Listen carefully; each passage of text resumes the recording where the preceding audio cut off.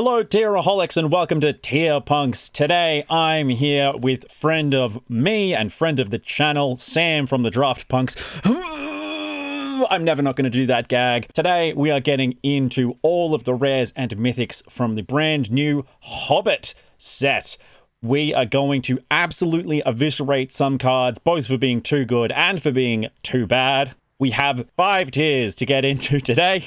At the top, we have Design Mistake. These are our eternal playable cards because, let's be clear, there should never be a card coming through Standard that is doing things to Legacy. Our second tier is Standard Competitor. These are things that we think are actually going to make a meaningful impact on Standard, and as we all know, Standard in this case is best of 3 Standard, Competitive Standard, Badger Mole Standard, if you will.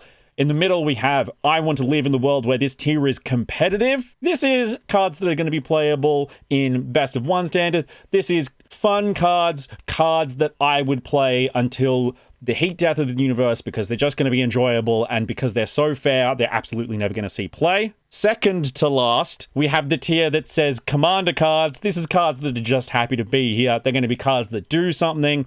They don't do it well enough to be real standard or competitive players in any meaningful way, but I'm sure that you, the viewer, are going to enjoy them.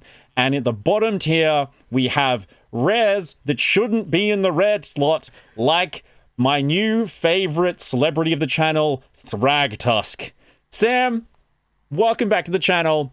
What are your opinions on Thragtusk being an uncommon? It's an uncommon. We all know it. So yeah, bottom tier is where all of the uncommons that are cosplaying as rares go. I'm so happy that I have so many people supporting me on this. We are going to absolutely get right through these. We're going to do the opposite of the Peter Jackson movies, and we're going to get through The Hobbit really fast today. And we are doing this in alphabetical order, starting with Along the Crooked Way. This is a 3-mana enchantment. This is a rare. It says, when it enters, return target creature card from your graveyard to your hand. And whenever a creature card leaves your graveyard, amass goblins 1 and 1 in a black. Goblins and orcs you control gain menace until end of turn. Sam, this card does 3 things. It must be good. Isn't that right?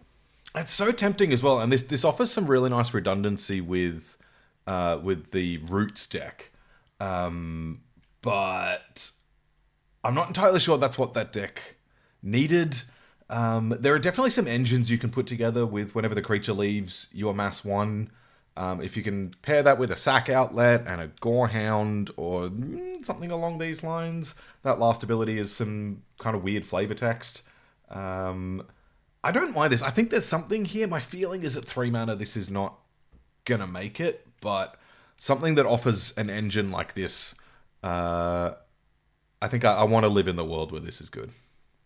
I am going to disagree with you on the first card here, because so here's the thing. I agree with your initial statement. I think this is a great card for the Insidious Roots deck. Insidious Roots is an uncommon.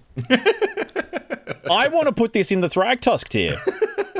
I'm being harsh today. Great, do it. Look, I'm not gonna die on this particular hill. Look, there's going to be some really incredible cards, and I want to make sure that the cards that Sam and I are thinking of are up alone in this top tier, because they really need some distance between them and the rest of this set. All right, next up is an Unexpected Party. 2 white for an enchantment. The enchantment side of it says, as this enchantment enters, choose a creature type. Creatures you control of the chosen type get +2/+2. And it has an adventure that is at the door, X2 and a white. Sorcery, create X/2/2 red dwarf creature tokens. Thoughts? I'm gonna say immediate thought is that this can't be an uncommon. It's 2 spells that are quite decent.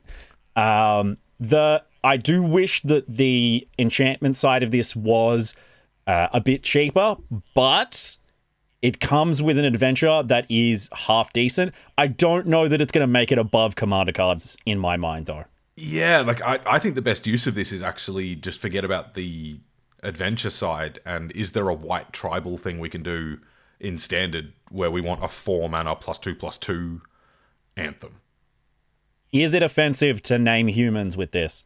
It's better than Kithkin.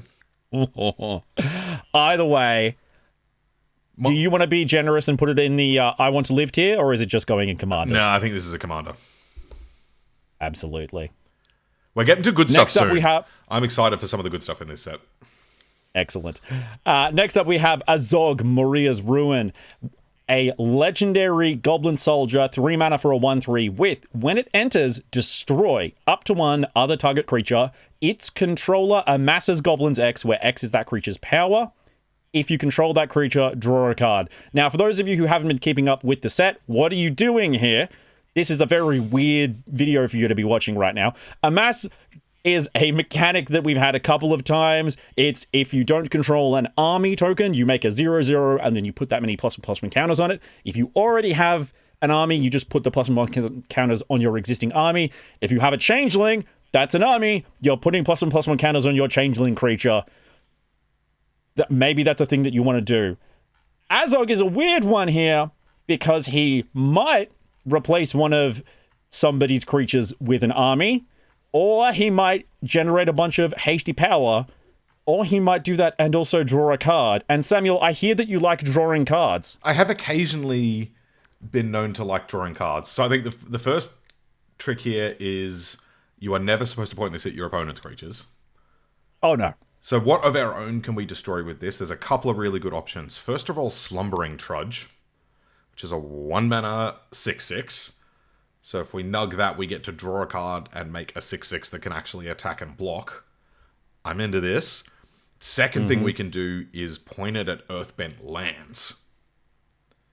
This is going to give us the extra landfall trigger. We'll get however big that Earthbent land was back in the form of our goblin army and draw a card.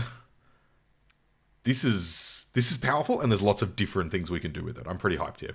Yeah, I think this is a solid standard competitor. I'm excited by the prospect of some sort of goblin deck actually becoming playable, but I think even if that doesn't happen, Azog will be a decently playable black card, and I want to put it in standard competitor. Yep, I even think there's lots of just like sacrifice sort of decks that you can put this into. I'm very excited for this one. I'm not very excited for the fact that you pronounced Moria as Maria. So everyone get in the comments and roast Michael for that right now. I think that might be correct. Then I don't want to be right then. Okay, next up. We had. I'm now going to get roasted for mispronouncing all of the random dwarf names. We have Balin, Lawmaster, 3 red for a 4/4 legendary dwarf bard. Storied. We're not going to read the full thing of this every time, but just for the first time, storied means if you have 3 or more artifacts, legendaries, and/or sagas, you have an enduring story for the rest of the game. A little bit like the City's Blessing. And then whenever Balin or another dwarf you control enters, you may discard your hand. Draw X cards, where X is the number of cards discarded this way. If you have an enduring story, Balin deals X damage to each opponent. Let's talk about Storied in a little bit more detail in some of the other cards, because I think this one, it's probably not going to matter. Yeah, I'm not a fan of this. Wheeling even repeatedly when you're not drawing more cards is a really good way to just end up with nothing in your hand. And 5 mana for a red rare is rough if you can't cast it off Tablet of Discovery. Yep, this is this is a commander card that's not even that happy to be here. I genuinely am like, is a repeatable wheel even that bad if we played it as an uncommon? Yeah. Stick it in the bottom. Tusk tier. Next. Bard King of Dale is a mythic rare. This is a 6 mana legendary human noble archer. So for a white and a blue for a 3/5 reach vigilance. If you would draw a card, except the first one you draw in each of your draw steps, you draw 2 cards instead. And if 1 or more tokens would be created under your control, twice that many of those tokens are created instead. Just to clarify, for those of you who haven't come across this rules interaction before, when you draw cards, you draw them one at a time, which means that Bard does say, if you would draw a card except your first one, double the number of cards that you draw. Sam, is that enough to make a 6 mana card playable? I love all of the text on this card and wish all of the commander players a very happy draw lots of cards. Yep, yep. He's happy to be here. I mean, look at his face. I would be too. I love drawing lots of card. All right. Next up, we have the Bard's Company. 2 white blue for a human citizen. 2/3. You may cast a spell as though it had flash if you control a human. Other creatures you control get +1/+1.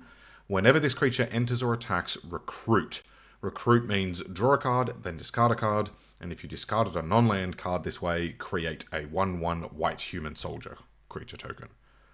So very similar to Connive, but instead of +1/+1 counter, you make a 1/1. I just have to get in here and say, regardless of how strong Bard's Company is, Connive is a great mechanic. It's very strong, and Recruit is just so much stronger than Connive.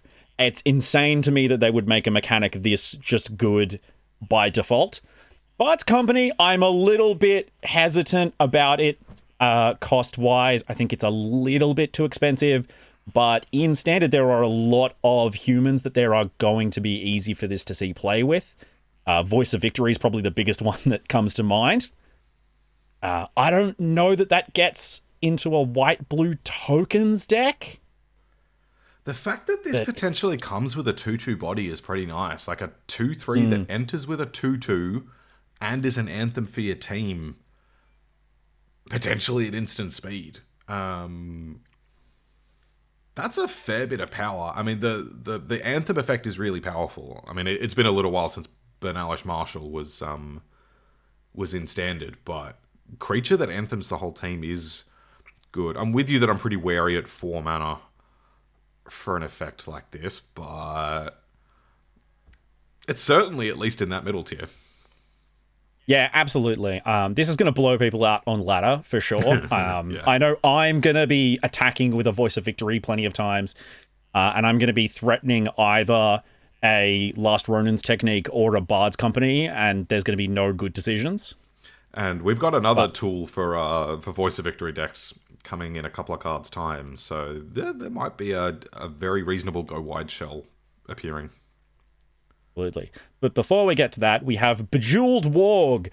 Don't get 3 of these in a row, they'll destroy themselves. 1 of the green for a 3/2 wolf with trample. We love to see that. Whenever this creature deals combat damage to a player, choose 1. Put a +1/+1 counter on target wolf you control, which obviously can include itself, or create a treasure token. Sam, is this the kind of aggressive threat that green needs to be relevant in Standard again? You could play this over Badger Mole Cub. You could do that. It's a legal thing. You're allowed to do that. Yeah, I don't think so. No. I don't know. Yeah, no. I think the fact that this just gets nugged by Burst Lightning, I think just erases a lot of its potential. Yeah, it's kind of devastating. I do want to live in the world where it's competitive. Yeah. I don't know that world would ever exist. But the spirit of this tier is that it goes there.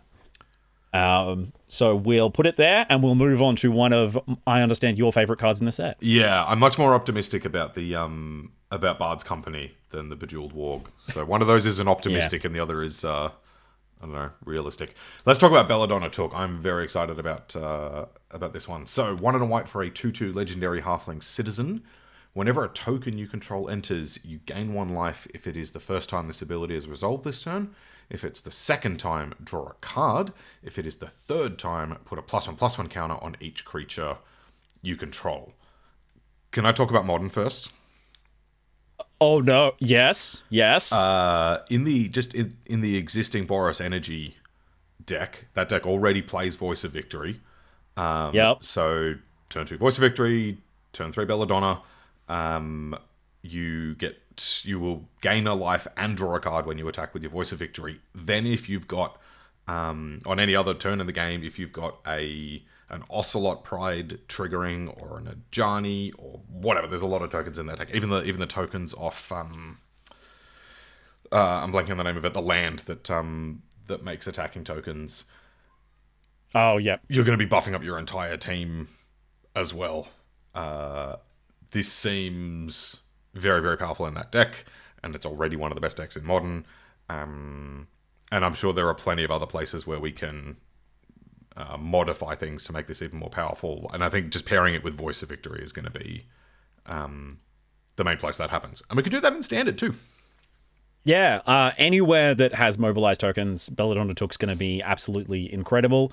In Standard as well, even outside of specifically mobilized tokens, I went out of my way to also mention the other card, which is Last Ronin's Technique, which specifically can turn any attacking creature into 3 attacking tokens, which is an instant full activation of Belladonna Took, which is kind of insane.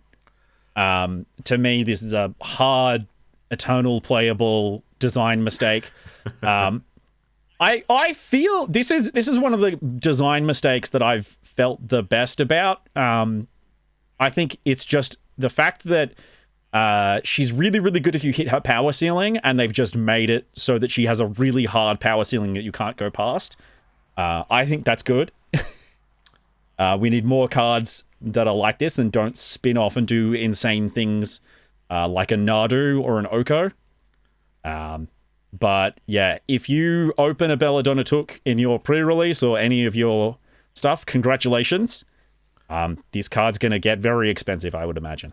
Let's talk about some of the meme uses now, because this is really cool. Oh. Pair this with Academy Manufactor, which for all of you Standard-only players says if you would create a clue, food, or treasure, instead make all 3. Make 3 non-creature tokens. Yeah, this thing does not, and then put a +1/+1 counter on all of your creatures. This thing does not specify creature tokens. So, and there's a lot of ways to make multiple clues, right? Even if we go back to something like Tireless Tracker, there are lots of ways to kind of go nuts with this once we start getting into that territory. And I know that the Commander players love making lots of treasures. So, the Commander players are going to hate Belladonna Took. For once, the Commander and the Modern players are going to agree on something. Very hard for this one. Yes. All right, let's bring it back down a bit into Beyond the Fierce. This is a 5-mana legendary bear. It's a 6/6 trample with other bears you control get ++2. At the beginning of combat on your turn, put a trample counter on up to 1 target creature you control. It becomes a bear in addition to its other types. Then, if you control 3 or more bears, draw 2 cards. Now, I love to see a card that's making it nice and simple, giving you a nice, simple puzzle for you to solve, which is just like, have 2 other creatures on the battlefield, only one of which needs to be a bear, and you can complete your little bear trio on the turn that you put Beyond the Fierce down. That said, I don't know if this is going to be the best thing for you to be doing with your mana in a green deck, but I know Commander players are going to love this. Sam. I also think the Commander players are going to love this. That is kind of wild that we've seen 2 different +2/+2 anthems within 10 cards or so. WotC is understanding that the Glorious Anthem is just not playable anymore. They made Anthem of Champions, they made it 2 mana, and nobody played it. Look, I was going to submit a request to your channel that I want to see. Can we print Glorious Anthem at Uncommon? But let's not get too derailed for now. The answer is a hard yes. I'll tell you that right now. They've done it. It's been on the channel. Glorious Anthem. Not specifically Glorious Anthem, but the planar shifted green one that got reprinted as an uncommon in a Commander set or something, and it got requested. It's been on the channel. All right, I'll have to find something hotter than that one then.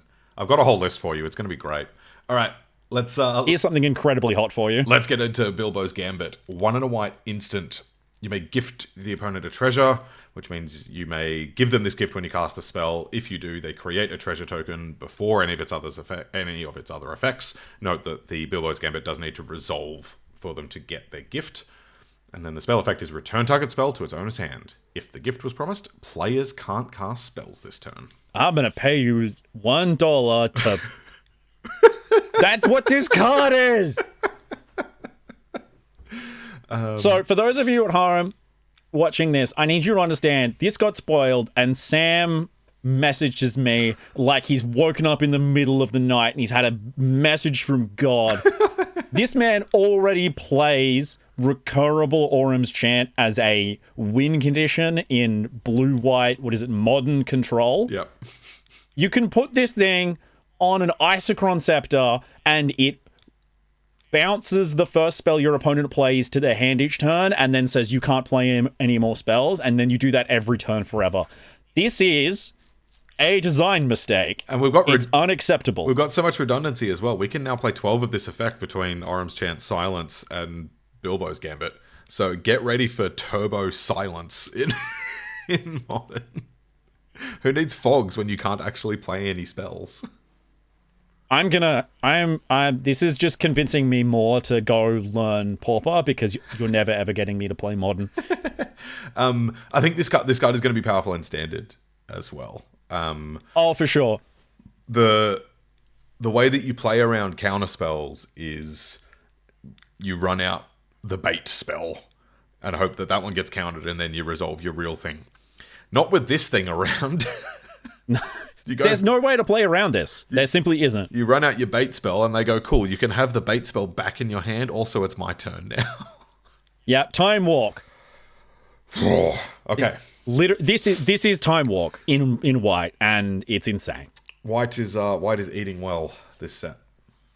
Unbelievable. Moving on, Bilbo, Thief in the Night, is a 2-mana 2/2 in blue. Oh my god, how times have changed in Magic. Yeah. A legendary halfling rogue. Spells you cast from anywhere other than your hand cost 1 less, and whenever Bilbo attacks, you may cast an artifact, instant, or sorcery from your graveyard. If an instant or sorcery spell cast this way would be put into your graveyard, exile it instead. Sam? Yes? What is this card missing? Not much. Let me talk to you about... I like that you've put our top tier as Eternal Playable makes it a design mistake. It is! It shouldn't be coming through Standard. Because Dreadhorde Arcanist is banned in Legacy, which was a very similar effect to this, but it was a 1/3 with Trample. So this says, loses a point of toughness, it's in a better color, and it gives you a cost discount. And then there's just, particularly in Modern and Legacy, there are a lot of spells that get cast from graveyard, whether it's literal flashback or just cards that let you cast things from the bin. If you pair this with any of Red's Impulse Draw effects, you get a discount off of Bilbo. This seems really powerful. It's incredible. Unfortunately, I cannot award you the point. I was looking for... This does not contain the text. An artifact spell cast this way enters with a finality counter on it. I don't want that. What? No. So on top of everything else, it can be used to loop artifacts.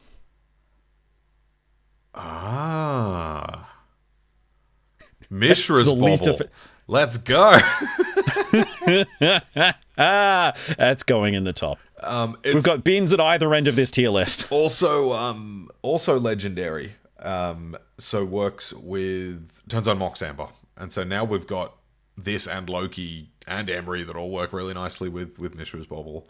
Yep. I think Aspiring Spike said the other day that it is his job to look at cards printed into Standard and say, this card is good with Mishra's Bobble. How long do you think until Mishra's Bobble gets banned? It's on the list, I'm sure. It could definitely go. It does a lot of just silly things. Yeah. Okay, next up we have Bolger's Company, and that is definitely how that's pronounced. This is a black and a red for a 2/2 Goblin Soldier. This creature has haste as long as you control another goblin. Tap, sack another goblin, add black, red. This looks like an Onslaught Goblin. It's so good, isn't it? We're back to Onslaught Goblins. I checked when I was getting ready for this video. Unfortunately, the 1-mana goblin that with Mobilize doesn't make a goblin token. So I cannot sacrifice my token for mana. But still, they do still go excellently together. Why does it have to tap? Why can't we have I can't remember, the Skirk Prospector back? You know why we can't have Skirk Prospector in Standard? Bloody Commander players know why we can't have Skirk Prospector. Happiness aside, is this any good? I'm not convinced. This is one of those ones where the Goblin's Shell might come together into a standard playable deck. I don't know that there's enough pre-existing in standard to push that into a high enough level. It's rough. It's also the case that after forgetting about it for so long, we are staring down the barrel of rotation once again. Yeah. And so some of the cards that Bolger's company would love to work with are going to leave standard. So I'm unfortunately going to put it in I Want to Live, as much as I would appreciate the meme value of all of the cards in standard competitor being goblins. All right. The more cards we put in that tier, the less happy I am with the Lord being there. But I'll let it pass for this time. Ooh. All right. Next. Cantankerous Keepers is the rudest elf card we've gotten since Shadowmoor Block. 6 mana for an elf soldier 4/3 with affinity for elves. And when this creature enters mill 4 cards, then put all elf cards from among them into your hand. Now, Sam, I don't know much about Eternal format elves. Is this going to be a 1 mana 4/3 draw a card? Yes. The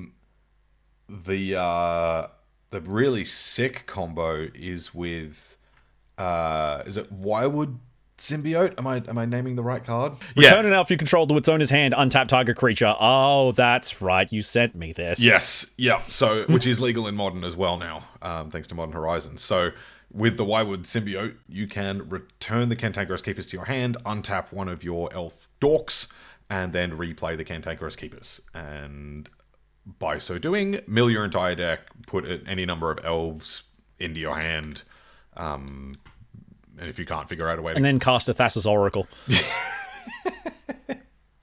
If you can't figure out a way to win from there, you deserve to lose. That seems pretty real to me.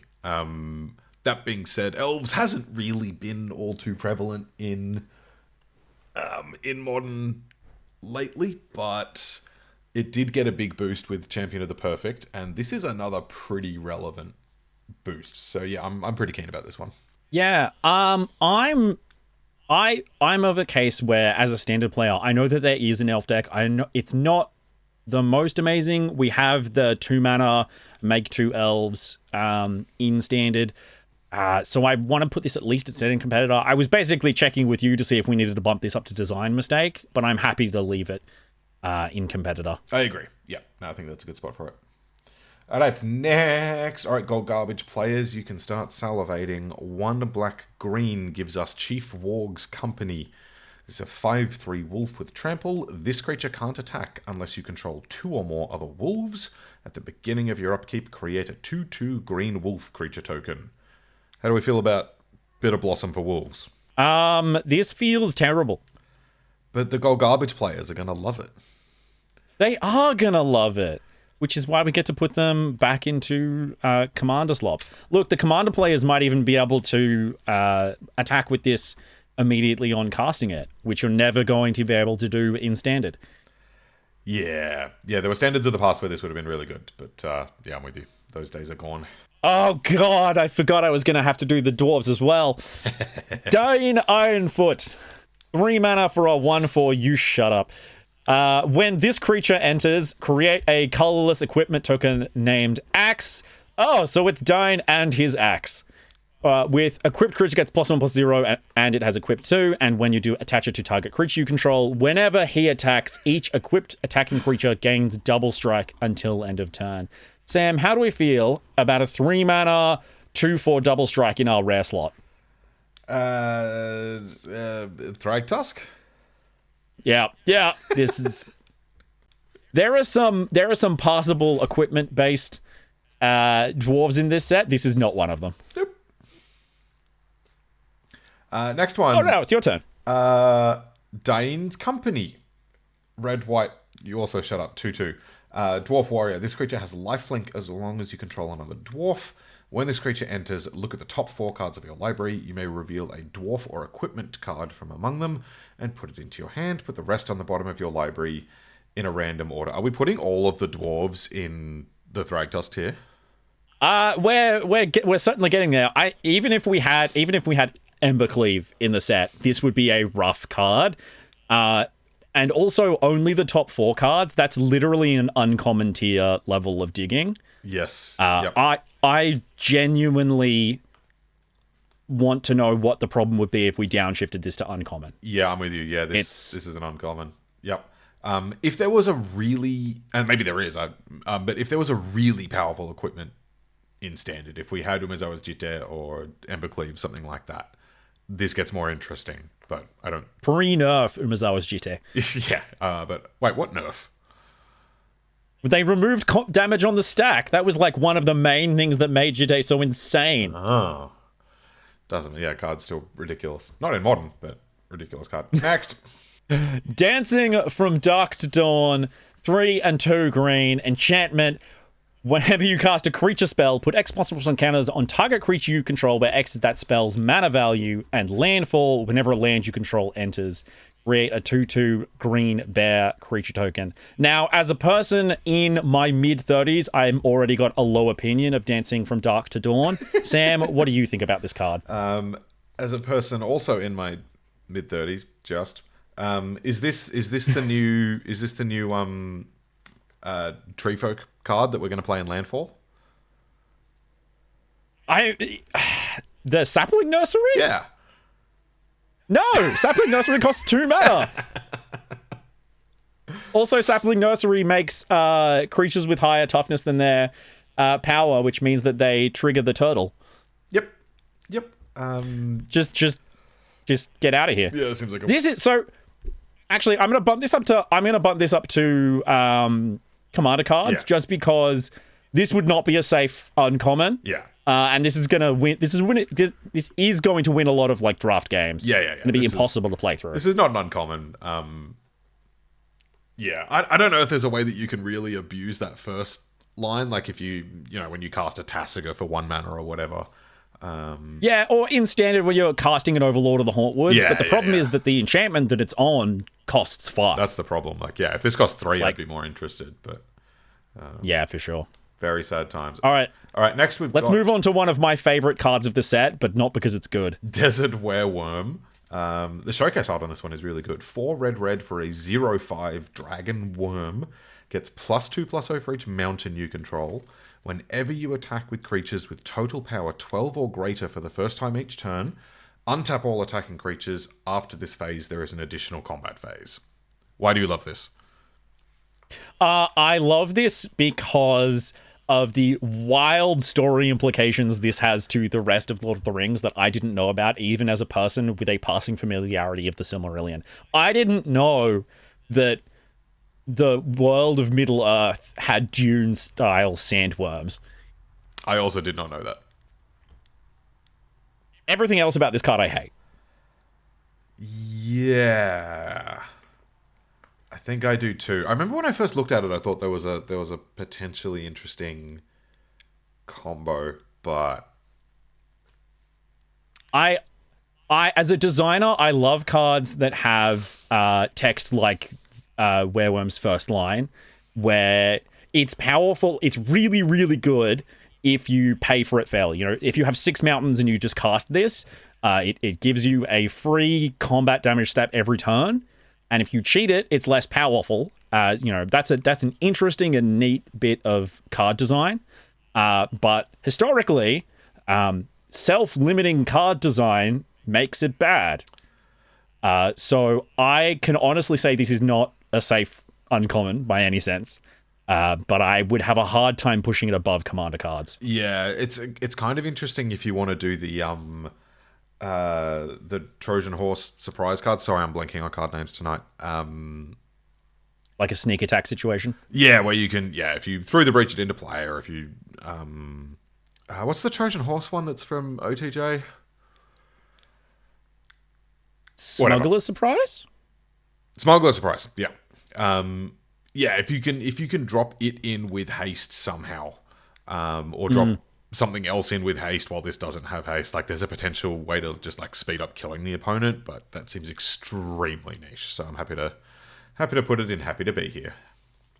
Yeah. Next up, we have a decent card in a terrible movie, Desolation of Smaug. 2 and 2 red for a sorcery that says it deals 3 damage to each non-dragon creature, and then add 4 mana in any combination of colors. Spend this mana only to cast dragon spells. Sam, I looked up the dragons that you're going to be able to cast with this, and I actually think that there's a pretty good number of choices for this card. What do you like?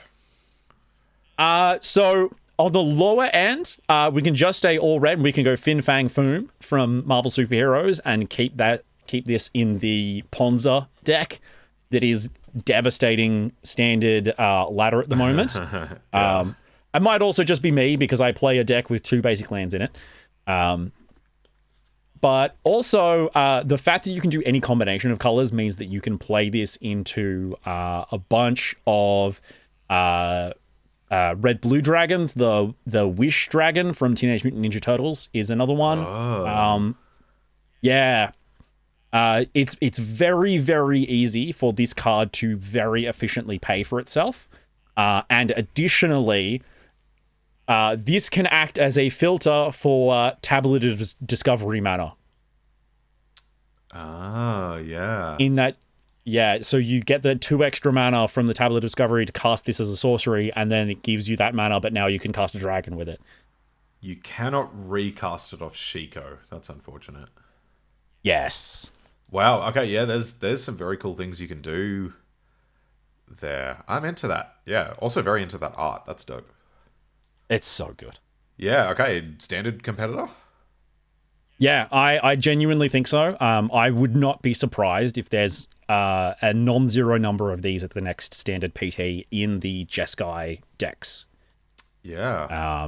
And then, like, even if if you can speed it up by a turn as well, that's it gets even more powerful. Yeah, cool. I'm into this. Yeah, absolutely. It's going to be a nightmare to play around the amount of 3 damage, like Anger of the Gods effects, essentially, that are going to be in standard. And they've got a really good pedigree as well. They've always been really good. Cool. All right, next up we have Down in the Valley, 2 and a green for a saga. Chapter 1, search your library for a basic land card, reveal it, put it into your hand, then shuffle. Hand? Put it in the Thragtusk tier. Chapter 2, this saga gains landfall whenever a land enters, create a 1/1 green elf creature token. And then chapters 3 and 4, elves you control get +1/+0 and gain vigilance until end of turn. Hand? Genuinely, this genuinely could be an uncommon. I'm gonna be honest. When I saw this card in previews, I thought it was an uncommon. For those of you defending this card right now in your brains, remember that the landfall text only works for 2 chapters because it disappears after chapter 4. Yep. You get 2 elves out of this. Yep. All right. Next up, we have Dwalin Weapon Master, the first of our required hybrid cards in Modern Magic. 1 and a red or a white for a 2/1 Dwarf Warrior with first strike. Whenever Dwalin enters or attacks, put a hone counter on each equipment you control. Hone counters are a new type of predefined counter that WotC are definitely going to be using in sets after this one that give a +1/+0 on equipment that have them. This isn't uncommon. That's weird. I was really hoping it was going to take... I was really hoping it was going to take mana off the equip cost. Oh, no! That's way more boring. It's so boring, but I'm so glad that it's not what you thought it was, because that would be horrifying. No, that'd be great. What's with the photorealistic art as well? That's really intense. Yeah, I know. Jeez. Some of the artwork in this set is good in a kind of horrifying way. I'm into it. All right, next up we have... Why can't we have Hugo Weaving on this card? Elrond, Moonreader, 2 and a blue, 3/3 legendary elf noble. Whenever you activate an ability of a creature, draw a card. This ability triggers only once each turn. For 5 blue, exile up to 2 other target non-land permanents you control. Return them to the battlefield under their owner's control at the beginning of the next upkeep. Hey, Michael, this... End step. End step, my apologies. This triggers off mana abilities. This triggers off Llanowar Elves or Earthbent lands being tapped for mana. Yes. Yes, I do love that. That's wild. And while the flicker effect is exorbitantly expensive and can't target himself, it does go at instant speed, which means that you can sneak some stuff out from under a Farewell or a Sunfall or... help me name a Wrath that's still in standard, Sam. Ultima. Desolation of Smaug. Yes. Yeah, that being said, the home that this can go in is a little bit less clear. It is a 3-drop, but we've seen the blue-green Ouroboros, Quantum Riddler, Badgermore Cup decks do very well, and this seems like it would be very, very strong in there. Yeah, this is one that I especially think might go... it might be your kind of sideboard card to get at what I'm thinking here, which is that it wouldn't be in the main deck, but in a deck where you really want to just like grind out your opponents and draw so many cards, you would board this in and just have the most incredible value engine ever. I mean, I don't mind it in the main deck in that sort of deck either, because like one of the problems with that Ouroboros deck was if you didn't draw the payoff, you could have a quazillion mana but nothing to do with it. And so this is a 3-drop that can get your engine going, and you can use a mana dork on your turn, use a mana dork on their turn. That's potentially kind of Quantum Riddler levels of silly. So yeah, absolutely. I'm into this. I think this is I'm standard competitor-ing this card. I'm into it. Yep. And then that's also a deck that could activate the 7 mana mode as well. Just flicker your Quantum Riddlers, Badgermore Cubs, whatever. And then Elrond would make this next card even more playable. Elven Passage. Absolute alpha creature nepotism. A land, tap, pay 1 life, sacrifice this land, search your library for a basic land card, put it onto the battlefield, tap, then shuffle. You may behold an elf, which is to choose an elf you control or reveal an elf from your hand. If you do, untap that land. So if you're playing a deck with some Llanowar Elves and some Elrons, guess what? You've got a new Fabled Passage. Oh, Sam. You have a Prismatic Vista, please. Yes. Oh. Speaking of, if you like the look of this card, if this card excites you, I would like to introduce you to Modern, where we get Prismatic Vista and don't need to deal with this sort of nonsense. Yeah, that does stop this from going into Eternal Playable. Yep. Because it's just a fair version of an Eternal Playable card. But I think Standard is going to have a good time with this. And there's going to be a lot of Commander players very upset that some of them get to have this and some of them don't. Yeah, I wonder if this even makes the cut in Commander, given that they've got all of the regular fetch lands anyway. Look, the real answer is that Commander needs all of the extra versions of these effects because Commander players are often very poor and they can't afford all of the extra copies of fetch lands because they have to pay for their jank. Completely reasonable. And yeah, I'm with you. I'm with you on that front. All right, next up we have Fateful Discovery, 3 blue enchantment. Whenever an artifact you control enters, draw a card. Bilbo could hear nothing. Oh, wait, that's the end of the card text. Did they forget to put the other 3 abilities on here? What is going on? Genuinely. 5 mana for an enchantment. It doesn't do anything by itself. And it's a mythic. I had to physically bite my lip not to swear there. Get out of my set. Yeah, this is one that's like, it has to be costed that way because you make it cheaper, it just goes infinite at the drop of a hat, but now it's just bad. Yeah, it's truly terrible. All right. Billy the Pathfinder. We're back to creatures with Glorious Anthem effects. 4 mana for a legendary Dwarf Scout, 2/2, storied, As long as you have an enduring story, creatures you control, which includes Philly this time, get +1/+1. Whenever Philly or another non-token dwarf you control enters, create a 2/2 dwarf creature token. Sam, how easy is this to be a 4-mana 6/6 worth of stats? I mean, in Modern, you can just assume it's always turned on. Yep.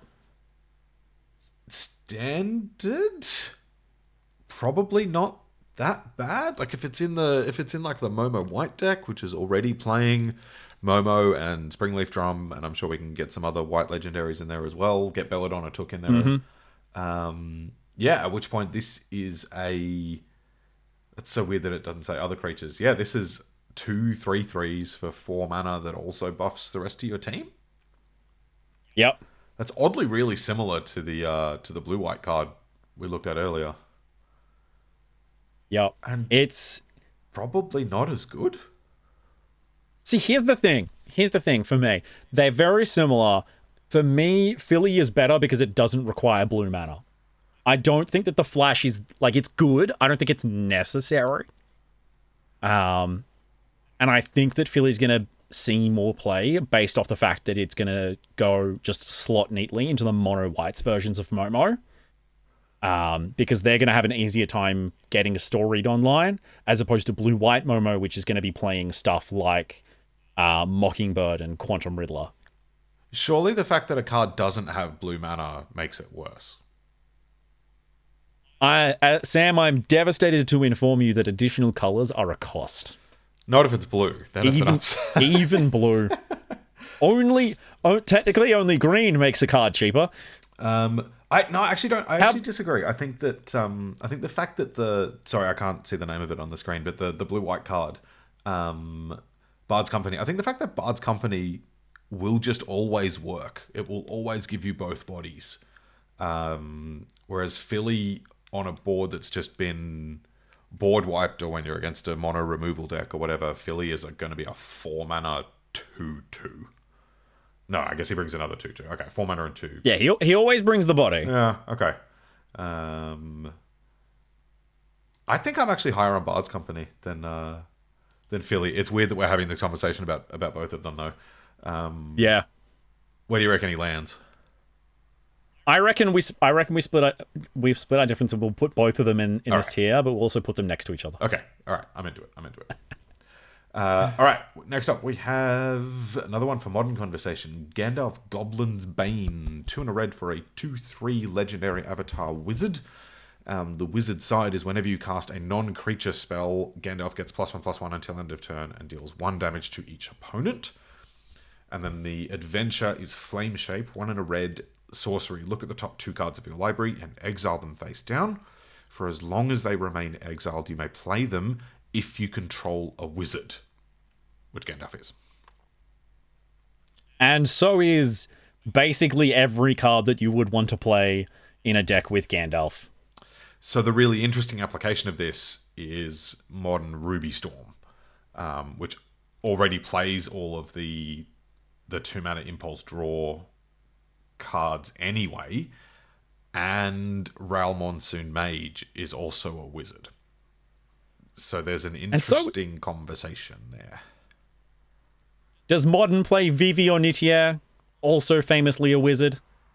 So there are a bunch of wizard decks that get paid off from having either Vivi or Snapcaster Mage, or I think it's Tamio is also a wizard. There's a bunch of really good ones and a couple of pretty decent payoffs.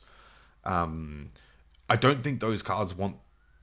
Sorry, I don't think those decks want this card, though, because they're not really that interested in a Ren's Resolve type effect. The deck that does play all of the Ren's Resolves is interested in this, and then this can also just be a win condition. That being said, that's kind of got a lot of people talking about it. I don't think the deck needs this card. It's got 8 Ren's Resolve effects already. Yeah. That don't have any condition on them. They just work always. And we don't need a win condition. The deck does not struggle for win condition. No. No, it does not. So I can see the excitement. I can see how it kind of fits in with an existing powerful deck. My take is that this will not end up making the cut in Ruby Storm. It does not seem to fit particularly well into the Vivi, Snapcaster, Riptide Lab decks. So it's powerful. I just don't think it's going to make it into any of the homes. So here's my question then, since we're forcing ourselves to put this into a tier list. Yeah. It's kind of feeling to me like it's in a middle tier. Yeah. Is it too good for that? No, I actually kind of like that. Yeah, and I don't know if it works in standard. Like, does this do anything? Yeah, I don't think this has got a home in standard. There's a lot of good wizards in standard, but without a Ruby sort of deck, that is going to be a problem. Yeah, and it competes with like a Color Storm Stallion if you want to play it in a prowess. Yeah. Sort of shell. So I think I like where we've put it. It feels weird. This is a very powerful card. I just don't quite know where it fits in. Yeah. All right, Sam. Have you seen this next card? No, I haven't actually. Okay, brace yourself. Getaway Barrel is a 4-mana artifact. When this artifact is put into a graveyard from the battlefield, reveal the top 13 cards of your library.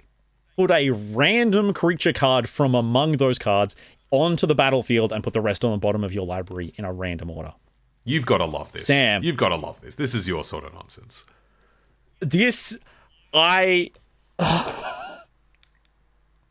What is this doing in a standard set? Put this in a commander deck. Put it as an uncommon for starters if you're going to put it in a standard set. The fact that this doesn't do anything on ETB, the fact that this has to go to the graveyard, it's not leaves the battlefield, so you can't even do nonsense like flickering it. The fact that you can't pick the creature from among the 13 cards. There's so many aspects of this that are as disorienting and befuddling as being in a barrel going down a river. Sam, tell me, as a person who plays weapons manufacturing, is this even a decent munition? I got to disagree with you on how much we love this. Like, when I am a born and bred Johnny, and when I was a smaller Magic player, this sort of card was exactly what I wanted to see in every standard set. I'm just like, this thing is nonsense. It doesn't do anything on its own. I have to put all the pieces together, and then I get to put Atraxa into play. I'm very happy that this is in a standard set. Oh my! I don't think it's going to do anything competitive. Like, the home that comes to mind is potentially like the Pioneer Indomitable Creativity deck, which doesn't play any actual factual creatures except for its big creativity targets, which these days are like one Atraxa, one Valgavoth, one, like, there's just like a suite of silly things that you can creativity into. But if you're gonna put this in the deck, then you got to put an artifact sack outlet as well, which is weird. I think you'd probably rather just play a Transmogrify. Oh yeah. So I don't know, but I love it. It's probably not a competitive card, but I love it, and teenage me would love it as well. Yeah, this is I'm putting this in Thragtusk tier, but I'm leaving you with the question, Sam. What's the lowest mana value you would find acceptable for this card? Like, imagine this card costing 1 mana. Yeah, I don't think it could be 1 or 2. 3, I would be interested in it as a competitive card. Yeah. It needs to be doing something else. I love it. All right. We said we wouldn't talk about bad cards. Let's move on. Gigantic Big Bear, 5 green for a... I don't want to talk about this card. Can we just put it in the bin? 5 green, 10/7, cannot be countered, hexproof, haste. I remember the dinosaur. God. The giant Carnage Tyrant. Yeah. Oh my god. I hate this so much. I hate it. I'm not saying it's genuinely good. I hate it. I'm putting this... So here's my thing. This card is not eternal playable. No. It is, however, a design mistake. I genuinely think that this card doesn't add decent gameplay to any game that it goes into. I completely agree. It's just like you cheat this onto the board and then what? It gets chump blocked by an Earthbent land. Yeah. Like this card just exists to end otherwise good interactive games. I hate it. Terrible. Disappointing. Good. When you do the final render of this tier list, put a big like thumbs down over over that card. Big in the top X on tier. it. Yeah. All right. Glamdring Foe Hammer, a legendary equipment with an adventure. So equipment side is 2 mana for equip 2 instant and sorcery spells you cast cost X less to cast, where X is equipped creature's power, which I'm pretty into. Adventure side is Gleam of Death, 4 mana for a sorcery that says mill 6, and then put all instant and sorcery cards from among them into your hand. Sam, I feel like getting this onto the battlefield and then spending 2 mana to put it onto a creature with power 2 or greater makes this pretty decent. Yeah, not that hard to go mana positive, and also not hard for that 4 mana mode to draw you 4 cards or so. Wow. How does this look at getting into the monsoon decks you mentioned? The monsoon decks? Ral deck, the Ruby Storm. No, that one doesn't go into Ruby Storm. I feel like you need some sort of I don't know what the home is.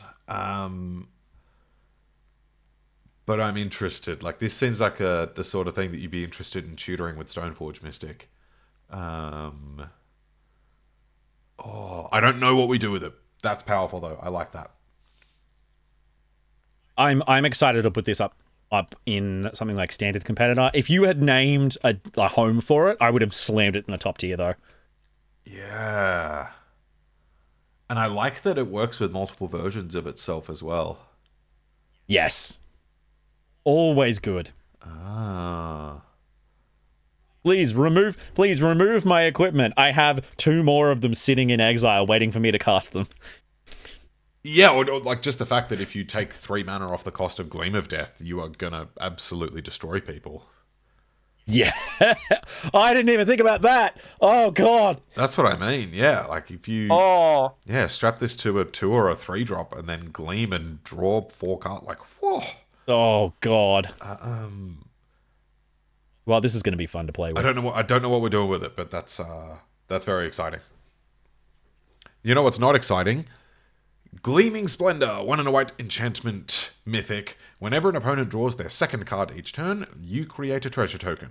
2 and a white, 2 target players each draw a card. This is what Commander players have done to us. Why is this in our standard set? I don't know who asked for this because Commander players already hate Smothering Tithe. Yep. And they're putting this into standard. This is like not a card. Nobody wants this. Nope, not a thing. Golem Riddlemaster, 2 mana for a 3/1 halfling horror. Everybody wants to see this guy.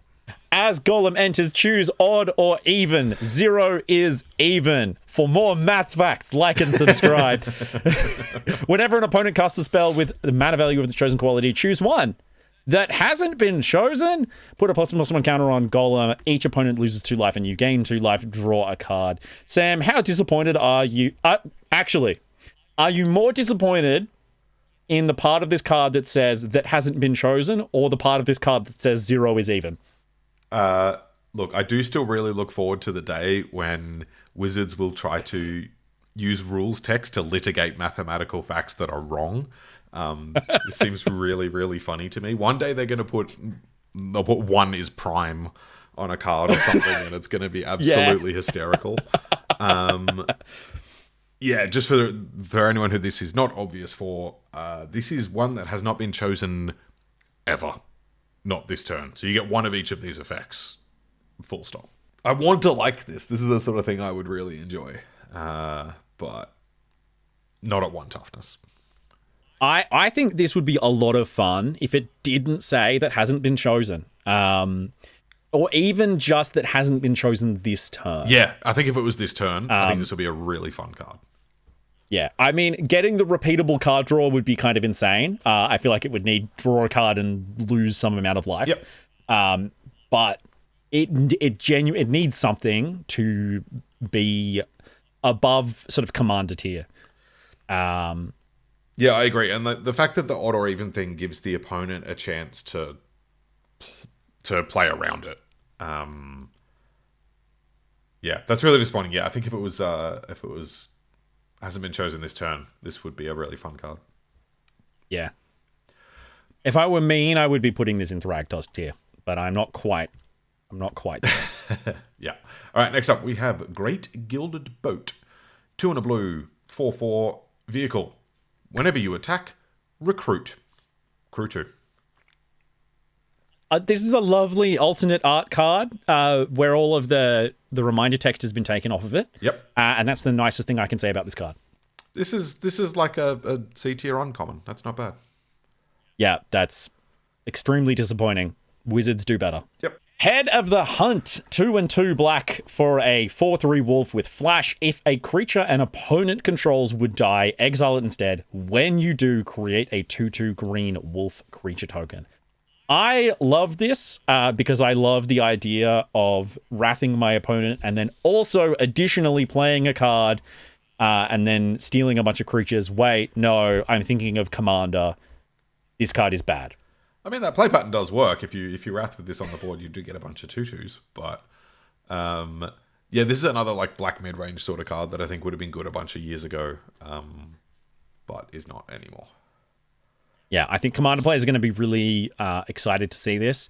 I think there's going to be some really funny arguments happening where people who are new to Commander, or at least who are playing their new fancy stuff in Commander decks, are going to have multiple different players are going to put Head of the Hunts onto the battlefield in response to the same Wrath effect, and they're going to have to have a rules argument over who gets the 2/2s.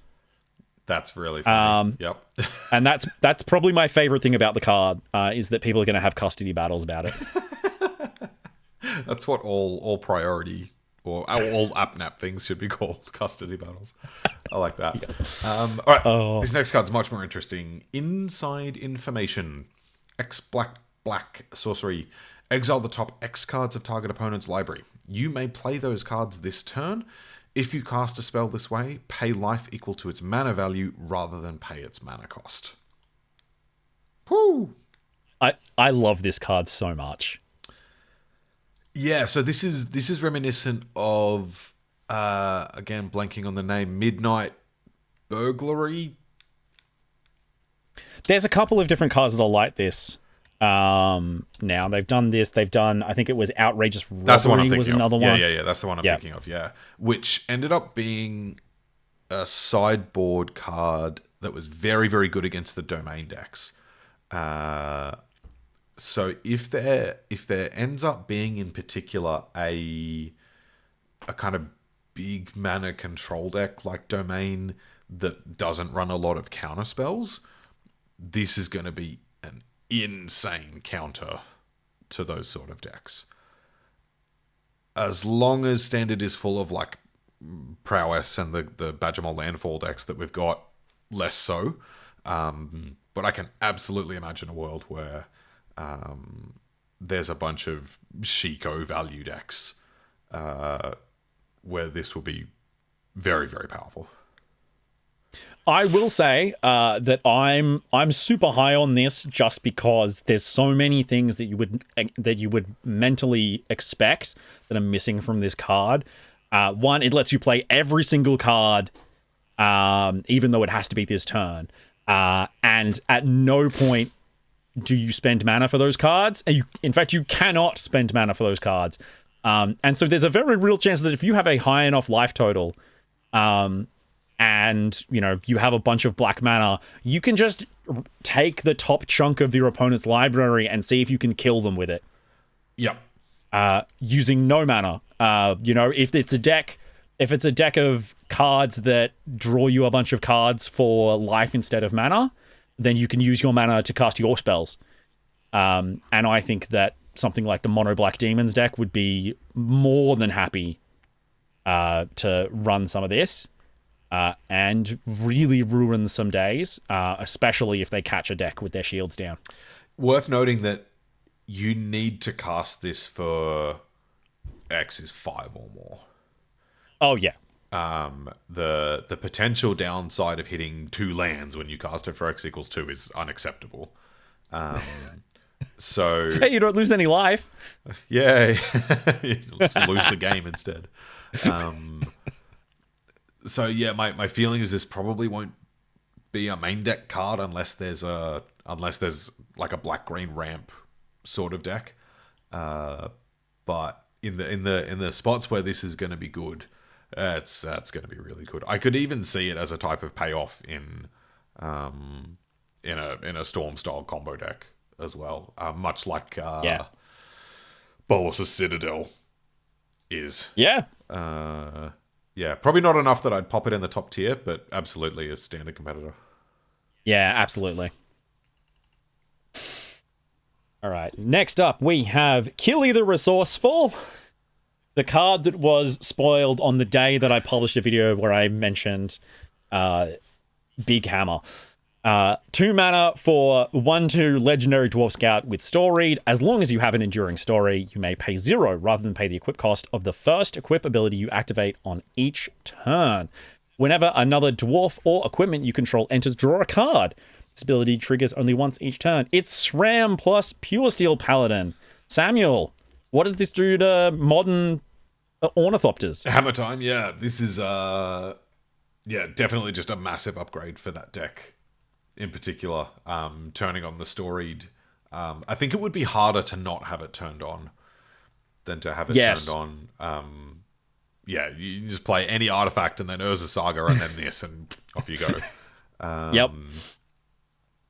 I don't think it does anything anywhere else though. So. Oh no, absolutely not. This is very much a card that it has a specific home, and in that home, it's the best card printed for that deck in years. Yeah.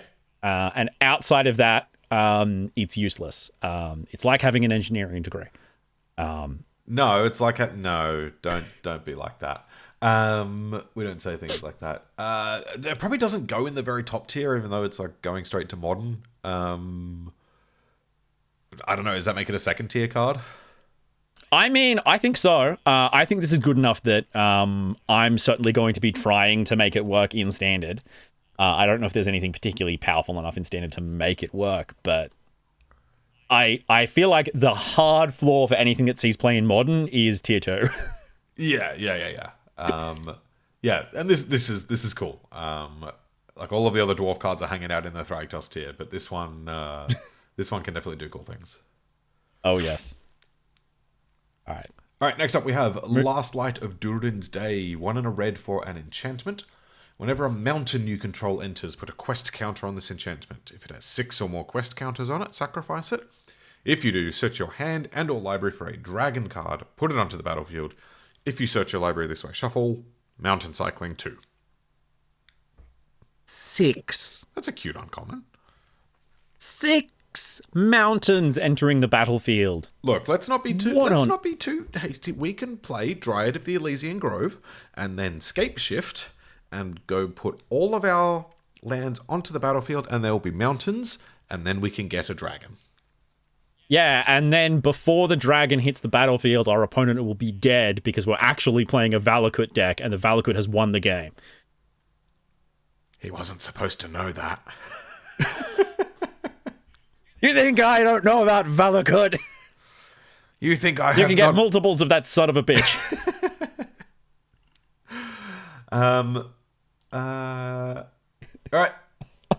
Hey, look, they made Margaret Thatcher a magic card. I'm so glad that you're making jokes about this because I can't say any of the jokes that I make about this card on camera. No.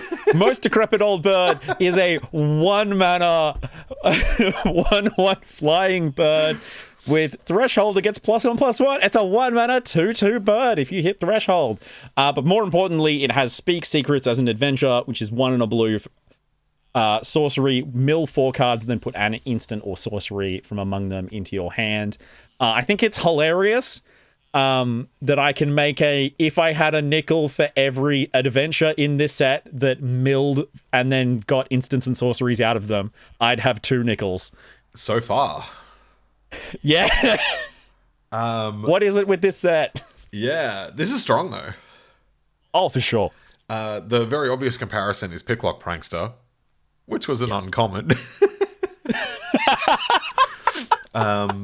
I think, and Picklock Prankster, just for those who don't know, is a 4 in Pioneer Phoenix, and occasionally sees play in Modern, in Dredge decks. I saw someone playing it in Goya's Vengeance the other day.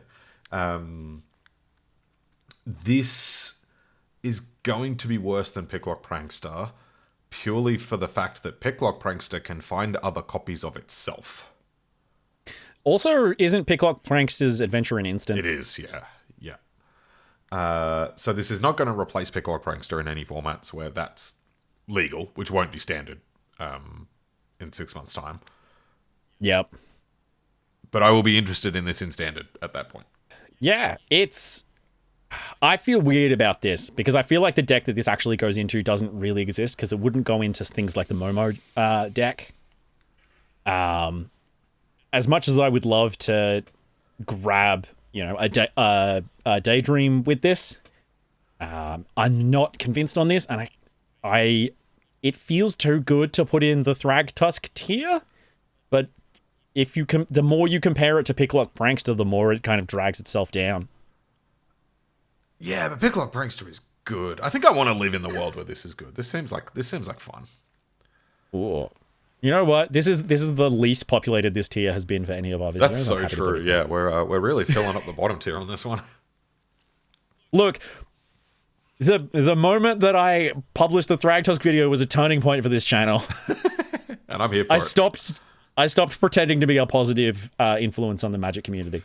You were the most decrepit old bird all along. All right, next, my precious. Everyone's going to do the voice every time. 3 mana for a legendary equipment. The equipment itself says equipped creature has hexproof, Vom, and can't be blocked. Vom! Equip 2, pay 2 life. And then the adventure side is Allure of Power, 1 and a black instant. As an additional cost to cast this spell, sacrifice a creature, draw 2 cards. I'm a big fan of this power-wise. I mean, Allure of Power feels like it's going to actually be quite good. Being able to cast that as an instant makes it everything that you would want. You'd really, really want it to be 1 mana, but that's only if it was on a rectangle by itself. The fact that you can then just later get a 3rd card out of this by casting Build Your Own Bogle kind of makes this really good in my eyes. I wish this one and the other equipment one, I wish I'd seen them earlier, because there's a lot to process here. Yeah, so I guess this is a, what is it, Vampiric Rites, but 1 more mana on the adventure side. Or I guess you could kind of think of it as that sort of effect, but you draw 3 cards, one of which is this equipment. The equipment is bad. 3 to cast, 2 to equip. Oh, this is Whispersilk Cloak. Yes. This is Whispersilk Cloak plus 2 life. Whispersilk Cloak has never been a constructed playable card. I don't think this is it. I think any deck that wants that Vampiric Rites effect will just play any of the more efficient versions of that, or any of the versions that give them a token as well. Yeah, I don't think... Like, the weirdest... No, perhaps like one of the cases I could think of is in an Igra sort of deck, where you can sacrifice your Cauldron Familiar to the left-hand side, and then on the right-hand side equip it to your 10-power Igra and get in. But even then, I don't think we want to be doing that.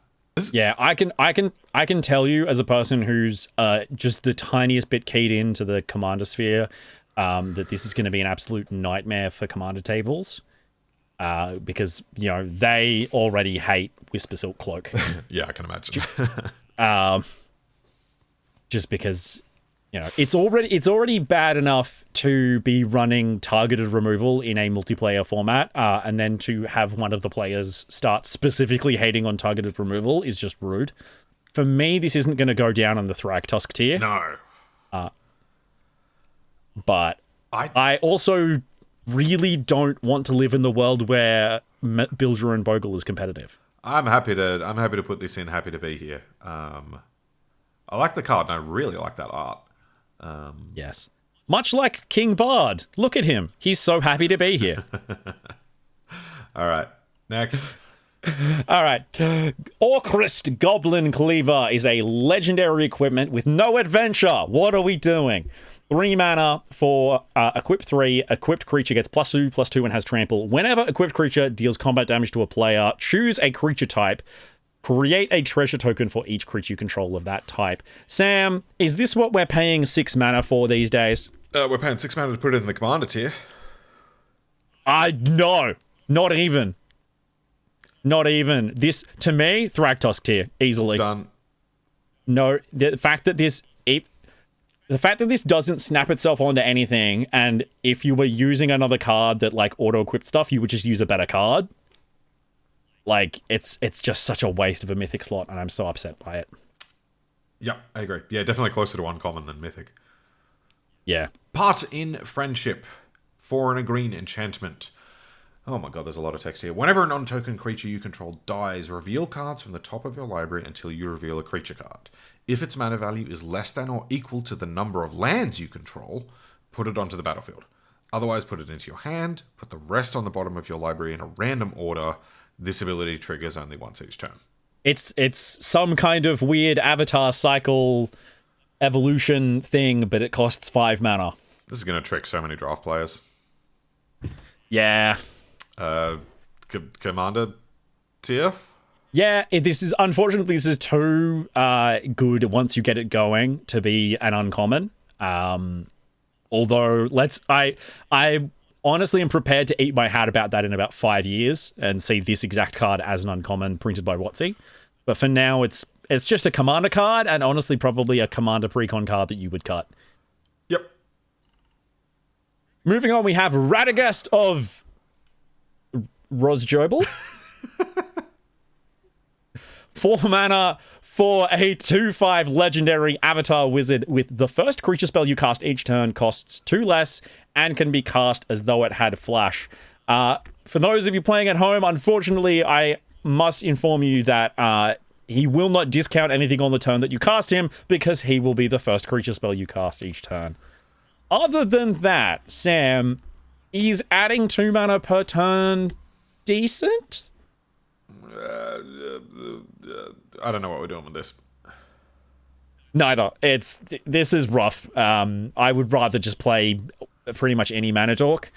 And I'm kind of, as much as I want to defend Radagast in the Peter Jackson movies, he's going in the Thragtusk tier here. Like, the thing to do with him, I guess, is reanimate him and then spew out a whole bunch of... I don't know. I'm really reaching here. You can't even spew out a whole bunch of stuff because it's the first spell you cast each turn. The hell is the point of this? Why does wizards hate fun? I know, right? Rude. Also rude is Rovanian Rampager, 2 and a black, 3/2 wolf. Whenever this creature attacks, you may sacrifice another creature. If you do, put a number of +1/+1 counters on this creature equal to the sacrificed creature's power. When this creature dies, amass goblins X, where X is this creature's power. My first reading of this card was that it was terrible, but I actually misread it. I thought you amassed goblins X, where X was the number of +1/+1 counters on it. So its base form actually being 3 mana for a 3/2 and then a 3/3 is not terrible. Yeah. Not going to make any huge waves in any particular formats. But this feels like a pretty solid I want to live card to me. Yeah, sure. I'm happy with that. Yeah, the fact that this doesn't do anything except add stats to itself is saddening. Like, if it was like whenever if that attack trigger was also on amass goblins or draw a card or whatever, I'd be way higher on it. But or even just if it had menace or trample. Sure. Yeah. But yeah, 3/2 that dies into a 3/3. Wait, isn't that Thragtusk? I can't believe you've done this to me. Let's go. Unfortunately, I'm morally obligated to put it in a Thragtusk tier. God damn it! Oh no. Caught in 4K. I'm so happy. Ooh, next one exciting. Okay, ladies and gentlemen, riddles in the dark. 2 and a blue. For an instant, look at the top 4 cards of your library. Separate them into a face-down pile and a face-up pile. An opponent chooses one of the piles. Put that pile into your hand and the other into your graveyard. Now, we're going to evaluate this card, assuming that your arena opponents always are clicking the correct pile and they've read the card. I forgot about that. That's great. Sam, I'm high on this card. Yeah. And I'm high on this card based on the play pattern of I cast it. So first of all, instant speed, fantastic. I cast it. I look at the top 4 cards in my library, and what I'm doing is I'm picking the best card of those 4, and I'm putting it face up, and then I'm presenting 3 face down cards to my opponent. Thank you for telling me already how you are going to play with this card. I can't wait to pair into you. Until somebody gives me a better default mathematical way to play this, I'm completely happy with the outcomes of that. But famously, you are an actual mathematician. Tell me what I'm supposed to be doing with this. Put it in your decks and then cast it. I love these cards. I don't know if there's a name for them in the Magic world. These piles cards, fact or fiction style cards. Yeah, they're all collectively referred to as FOFs or fact or fiction cards, even though none of them work the same way as any of the other cards. I don't really have any interest in Commander, but I have gone on a Scryfall search to see if I can build an Atris Commander deck that is nothing but FOFs. So this is one step closer to that. So for this one in Standard, it's competing with Stock Up at the same mana value, but is an instant, and so would play a little bit better in that sense in a control deck. It's never going to supplant Consult the Star Charts. No. My feeling is this is good. It's going to take a lot to ever tear Stock Up out of my hands. But they may just go in different sort of decks. Like Stock Up may just be better in the more synergy-based decks, and Riddles will be better in a more counterspell-heavy control sort of deck. Either way, I cannot wait to cast this. I cannot wait to have it cast against me. This is a fun card all around. I love it. Play it in Standard. Absolutely. And I feel like this is actually now a pretty close approximation of fact or fiction. We haven't had fact or fiction in Standard in an extremely long time. That was even just before we started playing. So yeah, I hope this is good. I hope we see lots of this. This will be really fun. Okay, next up we have Roads Go Ever, Ever On. Much like the text on some of these cards. Chapter 1. Search your library for up to 2 basic Plains cards, exile them, then shuffle. You gain 2 life. Chapters 2 and 3. Put a card exiled with this saga into its owner's hand. Chapter 4. Whenever you attack this turn, target creature you control gets +1/+1 until end of turn for each planes you control. Interesting. This is the kind of mana fixing that white has to deal with. It doesn't fix your colors and it doesn't ramp you. Yeah. This is an uncommon. And it's somewhat offensive. I'm going to come to this card's defense. This is still card advantage. This is still 1 and a white, draw 2 cards. Yeah, okay. And you also gain 2 life off it, which buys you back some of the time that you spent casting. And this is only 2 mana. It's not 3 mana like that other bloody uncommon one we saw. Yeah. And you get a pile of damage in with it. I'm going to compare this to Birth of Meletus from Theros Beyond Death, which I think was an uncommon, to be fair, but was very good. Saw play in a Worlds winning deck. We've had cards like this that search basic planes into your hand before, and they look pretty medium, but card advantage is card advantage. So maybe this is an uncommon, but I actually think it's pretty decent. I'm Unfortunately, that's a very good argument. The downside, it should be acknowledged, is it's not card advantage if they blow it up. Yes. At which point you've just like thinned 2 lands out of your deck and gained 2 life, which is like not the worst. I'm not confident that this is going to be amazing, but Yeah. I think I'm at least on middle tier for it, unless you want to just toss it in Thragtusk tier because it should be an uncommon. But I think this actually has a shot at seeing play. I think that you've given enough of a impassion thing for me to put it in middle tier. Yeah. I also really loved Birth of Meletus back in the day. It's the sort of card that just looked really derpy. It just like didn't do very much on any of its chapters, but it did just enough at 2 mana. Yeah. And it's essentially 2 Birth of Meletus on this card, and it's a slightly more aggressive card. Yeah. It does strike me as actually pretty decent. Agreed. Yeah. Just kind of boring. Yep. And you can also flicker it, like you can get to its 3rd chapter and then bounce it back to your hand or flicker it in and out or whatever and just keep doing that effect, which sounds grindy and fun. Absolutely. Next up we have roll. Actually, it only goes 4 times because there's only 4 chapters, which I feel is deeply disappointing. 3 mana for 4 chapters of exile up to 1 target creature or land you control. If you do, return it to the battlefield under its owner's control at the beginning of the next end step. Sam, I know that they can't have done this, but I wanted this to be X and a blue for a saga with X chapters. That'd be really cool. I have no idea what that card would look like, but I look at a card like this and I'm like, why are all of the cards about this scene so jank? Yeah, so this is a little bit difficult to evaluate, but it actually looks quite similar to Toilet Paper Circle. No, that's not what it's called. Teleportation Circle. Which you and I both had good fun with back in AFR Standard. Oh, yeah, absolutely. I feel like Standard has probably got more powerful since then, but... Oh, yeah. I don't know. I'm kind of...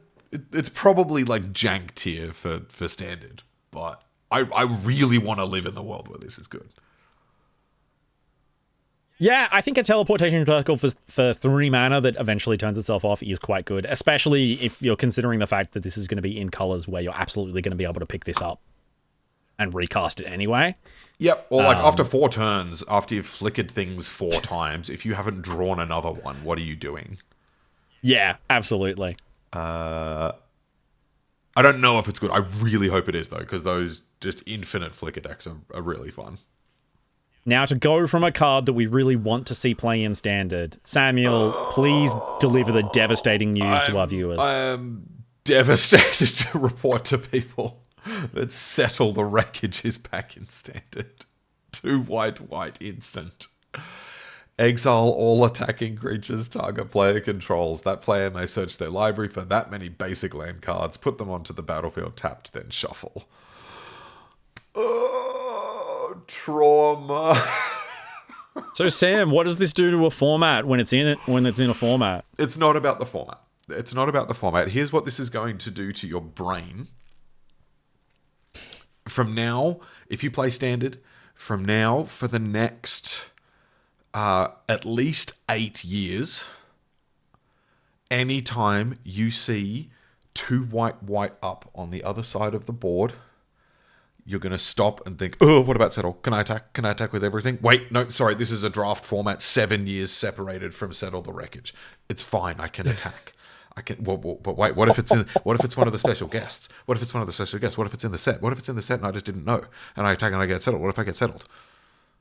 8 years you are going to be dealing with this. We know. We lived through it.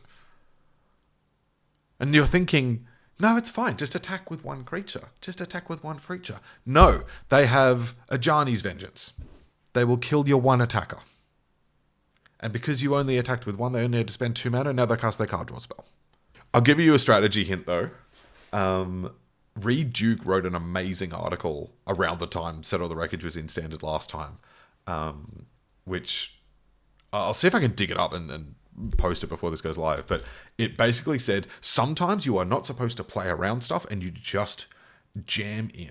And around that time, my brother and I were still kind of trying to get better as Magic players, and this was really influential. And we just shifted to just attack. Maybe you get settled, but by not attacking into it, you are just giving your opponent free reign. They didn't need to cast anything, and you're not attacking them. But it hurts. The mind games with it, oh, it's so painful. Anyway, that's the end of my rant. Is that a rant? Is that a trauma dump? Is that what trauma dumping is? God. I will say, and I just have to say this for anybody who thought Sam was overreacting. Settle the Wreckage was on the list. The random, incredibly rare reprinted cards with a little thing in the corner, which meant it could be in any standard booster pack up until early 2025. Oh my God. This was Samuel's learning now that this was not an irrational fear. God. Oh, he could have been playing Murders at Karlov Manor and gotten settled. Oh my God. Can we have a new tier that says I don't want to live in the world where this is competitive? That's okay. We've already got design mistake. Okay, sure. Yep. Hello and welcome back to part 2 of this video of me and Sam from the Draft Punks ranking all of the rares and mythics from The Hobbit. We were so devastated by the news that Settle the Wreckage is back in Standard that we had to put the whole video on hold. There was no other reasons why we had to do this. That's why I'm wearing a different shirt. I had to take a whole night off. I had to take a whole night off. It's too much. I could not bear to continue. It's messed up. Let's talk about some non-traumatizing cards. Yes, indeed. And we can start with Smaug the Magnificent, which is the only way to read the name of this card. 2 and 2 red for a 4/3 legendary dragon. Flying and haste. Whenever Smaug attacks, he deals damage equal to the number of treasures you control to any target. At the beginning of your upkeep, create a treasure token. Mono red players, we always love to see a big, flasty dragon. Sam, how much do you hate this card? And that's going to decide how high up it goes. Yeah, there's pretty good pedigree for a 4 mana, 4 power flying haste in Standard. And there's usually enough ways in Standard to generate treasures that this guy's going to do a pretty good Glorybringer impression. Yeah, I think it's really important that Smaug's quite good. Just off of the back of the flying haste, that he doesn't need to deal any extra damage on the turn that you put him down. He is going to be in Standard for, let me double check, 12 years or so. If it's 6 months, I mean, well, what I mean is Tarkia Dragonstorm is next rotation, so for 18 months. He's going to be in Standard with Baby Sarkhan, who generates a treasure specifically for existing around dragons. Oh, yeah, that's a great shout. So upside for him is going to be quite good. And those of you who were paying attention to Standard before Badgermole happened will know that White-Red Dragons with Sarkhan was already kind of a thing. Yeah. So Smaug's going to slot into that nicely. Yeah. I would have a hard time putting him anywhere below Standard competitor. Yeah, no, I'm in for that. Yeah, I could maybe see Pioneer, but I think Pioneer's high enough power these days that probably not. But also nobody's playing Pioneer at the moment, so who knows? Devastating. Yeah, powerful card. Let's hope his rare version is just as good. Smaug, Wicked Worm. He's not a worm. 3 black-red for a 5/5 legendary dragon. Flying. When Smaug enters, create X tapped treasure tokens. Create X tapped treasure tokens where X is the number of artifacts your opponents control. Whenever you cast a spell, if mana from a treasure was spent to cast it, you draw a card and lose 1 life. I would argue that Lake Town can be considered dockside. What would you say, Samuel? That card is not legal in any formats anymore, so who knows? If this had haste, I would consider it, but not without. Yeah. I think that... Yeah, this is very much a just happy to be here commander card in my mind. That ETB ability is very targeted at commander, hence the dockside references that everyone is making. Yeah, no, good job. I think this is commander only. I love paying 1 more mana for something and not getting haste. Yeah, true. Sting, Bilbo's Sword, is 2 mana for a legendary equipment. Once again, another equipment without an adventure. It's so bothering me that they made enough legendary equipments with adventures that they also then made enough that it breaks the pattern. Yeah. They've done this specifically to annoy me. Anyway, equip 3, but more importantly, flash, and when Sting enters, put a hone counter on Sting for each creature target opponent controls. Attach Sting to up to 1 target creature you control. So this is when it enters, you pick an opponent, and Sting says equipped creature gets +1/+0 equal to that many, and it flashes onto something, which is a neat little combat trick. Sam, would this be unacceptable at uncommon? Yes, this is a common. The viewers can see the gestures I'm making at the camera right now. What the heck is this doing? This is a common. Next card. How many creatures I can't... Like how much power would this have to add to be worth 2 to cast and 3 to equip in constructed? You know what? Is it 7?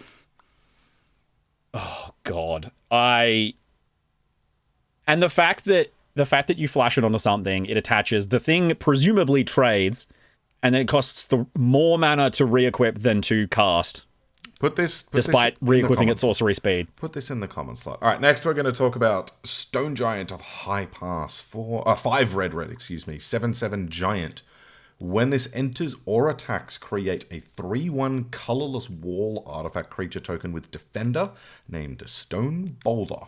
So as Adrian would say, this is Boulder Titan. 2 and a red, sacrifice an artifact. This creature deals 4 damage to any target. I'm a big fan of a card that generates some kind of artifact token and then doesn't specifically have to sacrifice that exact kind of token. But I do fear that my ability to judge this card's competitive playability is being blinded somewhat by just a nice card having been designed here.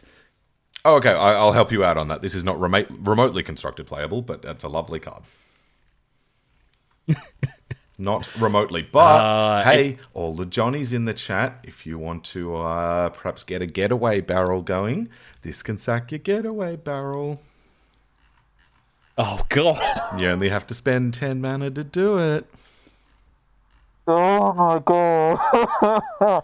First, we use the getaway barrel to put the Stone Giant of High Pass onto the battlefield, and then we use the Stone Giant of High Pass to sacrifice the getaway barrel to put the Stone Giant of High Pass into the uncommon slot. Now we're talking. Yeah. That's real jank. All right, next. Supper for Spiders. This is one of the cards that weirded me out the most, and I can't decide how I feel about it. And it has nothing to do with the amount of horrifying creatures on it. 1 and a black for an instant. Put onto the battlefield under your control all creature cards in your opponent's graveyards that were put there from the battlefield this turn. They are food artifacts. They lose all other types and subtypes. Very, very load-bearing bit of reminder text there for those people who maybe aren't fully aware of that. I know that Commander players are going to love this. Sam, is this going to be a really odd hate piece in an Eternal format anywhere? No, I don't think so. I think you and I spent quite a while talking about this, trying to see how to break it. But there's enough just unnecessary restrictions on this that no, I don't think this does anything. Yeah. Cool card. I love it. But yeah, Commander players, eat your hearts out. I would have loved to see this as a higher mana sorcery that didn't have the restriction of this turn. It just said, take everything, scoop up your opponent's graveyard and put it on your side of the battlefield as food. That would be sick. Yep. Or if it would say just be from the battlefield. So if you mill your opponent for 10, you can grab all the creatures as food. Like, this does not seem too overpowered with a few more mana on the cost. Absolutely. I'm disappointed they crimped its style that hard. Yeah, I'm happy to put this into Commander because I know that if I get a copy of this card, I'm putting it into every Commander deck because it's going to be hilarious because it actually targets all opponents, but it can't ever go above that. I'm here for it. Next up, we have the Arkenstone, 5-mana legendary artifact. The artifact itself says creatures you control get +1/+1, and at the beginning of your end step, draw a card. Welcome to the best card in the set for limited. And the adventure side is Seek the Heart for 2 and a white. Search your library for a legendary creature card, reveal it, put it into your hand, then shuffle. The limited players are going to love this. The Commander players are going to love this. Does anyone else? I don't think so. I do think it's hilarious that this is the 4th anthem that we've got in the set. There's so many. So many. Interestingly, whenever we see a search a library for a legendary creature in white, it always ends up slightly more playable than I expect in standard, just because everything's legendary in Magic now. But I don't know that the artifact side of this is going to ever be cast under any circumstance in a competitive situation, which does make this pretty hardcore Commander bait for me. Yeah, and worth mentioning just for the constructed players that it might be a little bit new to 60-card formats. Tutors are not good in 60-card formats generally. There are some that are good specifically in combo decks, and that's basically only the only time you ever want it. And even then, at 3 mana, they're almost always. In fact, I think I feel confident saying always unplayable. The 1 and 2 mana ones can get there sometimes, but no matter how much you think you need your certain legendary for your combo, please just play Preordain instead. This is devastating to hear as a Beseech the Mirror player. That one casts it. That's different. Very different. All right, next up, we've got a much more playable card. The Eagles are coming! 1 and a white for an instant, kicker 2 and 2 white, so 6 mana to cast it kicked. Choose target creature you own. If it was kicked, instead choose any number of target creatures you own. Return each chosen creature to your hand at the beginning of the next upkeep. Create a 4/4 white bird soldier creature token with flying for each creature returned to your hand this way. Momo players or anyone like that, if you're worried about returning tokens with this, the tokens do return to your hand before they cease to exist. No, you're not required to physically put the tokens in your hand if you're playing in paper. And yeah, it doesn't say creature cards. So I like this card. Talk to me about this. I want to hear your opinion first. I'm generally a fan of this. I think that this slots quite nicely as probably 2 of into any number of the flying decks, really. They tend to have a bit of trouble getting blown out, which this is really, really good at avoiding if it's doing something like returning to the hand a crucial piece of your engine, or notably, this is another way for you to reuse your warped creatures. If you want to get a Quantum Riddler onto the battlefield, especially if you've got a Momo, on turn 3, you can Quantum Riddler warp, and then Eagles are coming it, return the Quantum Riddler to your hand, and then warp it again later, but you also get a 4/4. Which is it's a really good proactive use of this. Generally, I find that the deciding factor for defensive cards like this is if they have a proactive mode, that's really, really good. It's also good. The timing that it creates the birds is deceptively good. because your opponent, if you save something, your opponent then can't sorcery speed do anything about the eagles. They can attack on your turn, but it is another turn of just bodies on the board, which is very helpful. I'm quite high on this personally. Okay, this is going to be one of our rare disagreements. I am quite low on this. Ooh. There are two potential modes for this. The offensive mode, where you turn your turn one Momo into a 4/4 flyer, is effectively playing this like an aura, right? And nobody's going to play a 2-mana +2/+2 or +3/+3 and flying aura. That's bad. On defensive mode, it plays a little bit like a white hexproof or protection trick, but double the mana that we're used to paying for those things. I don't think I know of any time, perhaps you can correct me, that a 2-mana protection spell has ever been playable. Even at 1 mana, they are usually very telegraphed and gives the opponent lots of opportunity to play around it. At 2 mana, it's just like big neon sign flashing what's going on. And then the 6-mana mode is only just exaggerated on both sides of that coin. I feel, I'll be honest, I hadn't thought about the interaction with Quantum Riddler. That in particular is interesting. I don't think I'm very high on the intended use. It's completely valid. I'll be honest. I'm not the person who has qualified for Pro Tour, so I'm much more inclined to defer to your opinion here, and I'm happy to bump this down. But I would really want it to be at the very least in middle tier. I want to live in the world where this is competitive. I'm happy to put it there. I think that's completely reasonable. And look, I'm very disappointed that you said that, because I was really looking forward to pulling out the... Unfortunately, all of my opinions are now expert opinions, and that's just a fact of nature that we're all going to have to deal with from now on. And look, I am happy to pull that card whenever necessary. Unfortunately. All right, next up is the Great Goblin, which is 1 and double Rakdos hybrid, so 3 mana total for a 3/2 legendary Goblin Noble. Whenever you put 1 or more counters on a Goblin, Orc, or army you control, the Great Goblin deals 2 damage to target opponent. Whenever another Goblin, Orc, or army you control dies, exile the top card of your library. You may play it until the end of your next turn. Lovely limited card. Lovely limited card.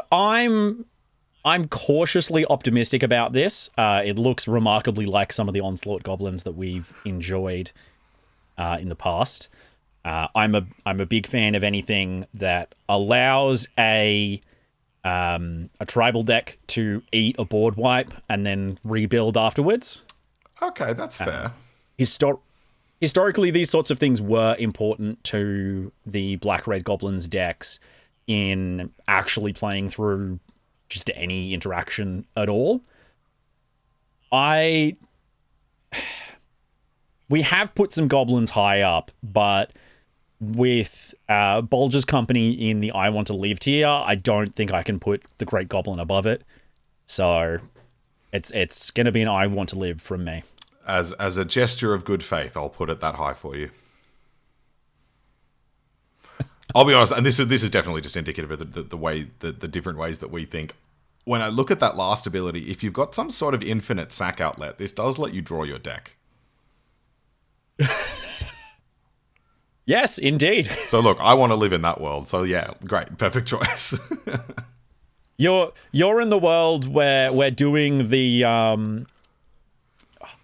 what's the one that has when a card leaves your graveyard, amass goblins. Yeah. That's the one. All right, next up. This one looks cool. Moving on to Poor Man's Valakut. The Lonely Mountain is a non-legendary land mountain, which means it has tap, add red. It enters tapped unless you control an equipment. 4 and a red, tap. Create a 2/2 red dwarf creature token. This ability costs 1 less to activate for each equipment you control. Activate only as a sorcery. Now, Sam, I don't think that this is going to see play in any of my mono-red decks. You made happy noises about this. Are you telling me this is some kind of control tool? No, probably not. But I do like the idea of a land win condition that is fetchable. You can get this with a Bloodstained Mire or any of the red fetches in older formats. It's not particularly high power. Like, we've got much better creature-producing lands than this. But the fact that it's fetchable, like, puts it at least in the conversation. Yeah, that's really interesting. I hadn't thought about that. Yeah, and then I think it's the mountain thing will have a bunch of other synergies as well. Like, it turns on the verges that care about you having a mountain, that sort of thing. So again, if there's like, we've not been impressed by any of the equipment synergy cards so far, and aside from the one with the blue adventure on it, we haven't been particularly interested in the equipments themselves either. But yeah, in modern, if there's any deck that's using hammer, GT, any sort of Stoneforge sort of thing, yeah, fetchable win condition on a land. It's probably C tier. I'm not high enough on it that I'm going any higher, but I think that's interesting. Yeah, absolutely. Me too here. Beautiful. I always forget how far I have to zoom out this page. All right, next up. Into the C tier it goes. Next up, we have the Lord of the Eagles, 7 blue for an 8/8 legendary bird noble with flash. It costs X less to cast, where X is the total power of creatures you control with flying. Has flying. Look at what these flying creatures need to mimic a fraction of the power of Sunderflock. There's a lot of power and toughness on one of these effects. Yeah, the comparison with Sunderflock is pretty relevant. Sunderflock is really powerful, though. This is interesting, again, in the Momo sort of shell. Like, if you manage to put out a Momo and a double-casted Sage of the Skies. I mean, that's already 5 off the cost, at which point you've got a 4-mana flash 8/8 flying. That doesn't seem that hard to get to. If you throw a Quantum Riddler in there, this is now 2 mana. The Sunderflock comparison is a good one, and I think this is potentially there.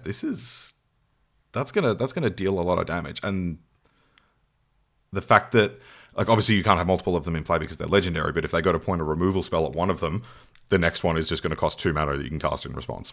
Oh, I hadn't thought about that. That's mean. Yeah. If they can even remove an 8/8. Like, a lot of the removal in Standard at the moment is damage based. This is interesting me in, like, pushing that Momo deck further in that Flyers sort of direction. Is it too bold to call this a Standard competitor?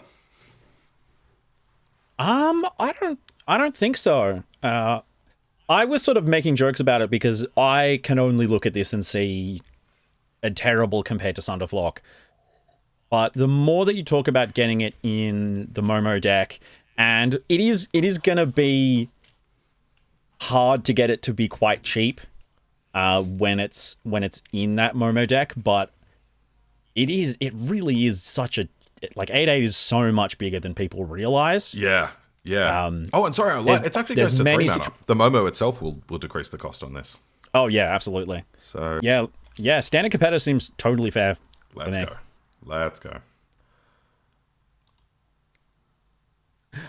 All right. The Master of Lake Town is a union-mandated 3-mana legendary black creature for the set. This is a 3/2 human advisor with Death Touch, and whenever a player loses life, that player mills that many cards. That's you, that's me, that's everybody at the table. When the Master of Lake Town dies, draw a card for each graveyard with 7 or more cards in it. Sam, have you ever seen a card more obviously designed for Commander? A few, and they're all in the lower tiers of this tier list. We're going to put this one as well. If you didn't watch last video, we did a look at all of the 3-mana black legendaries that have been printed in the last few years, with the exception of Gix and Sephiroth. They are all garbage, and this can join their ranks. It's true. It's very much at the point now where you can have a mono black 3-mana legendary tribal deck. And maybe go 1/2 at your local draft night. Oof. The Misty Mountains Cold is our 2 in a red saga. Chapters 1, 2, 3, and 4 are all create a treasure token. Then if you control 4 or more treasures, sack this saga. If you do, create a 6/6 red dragon creature token with flying.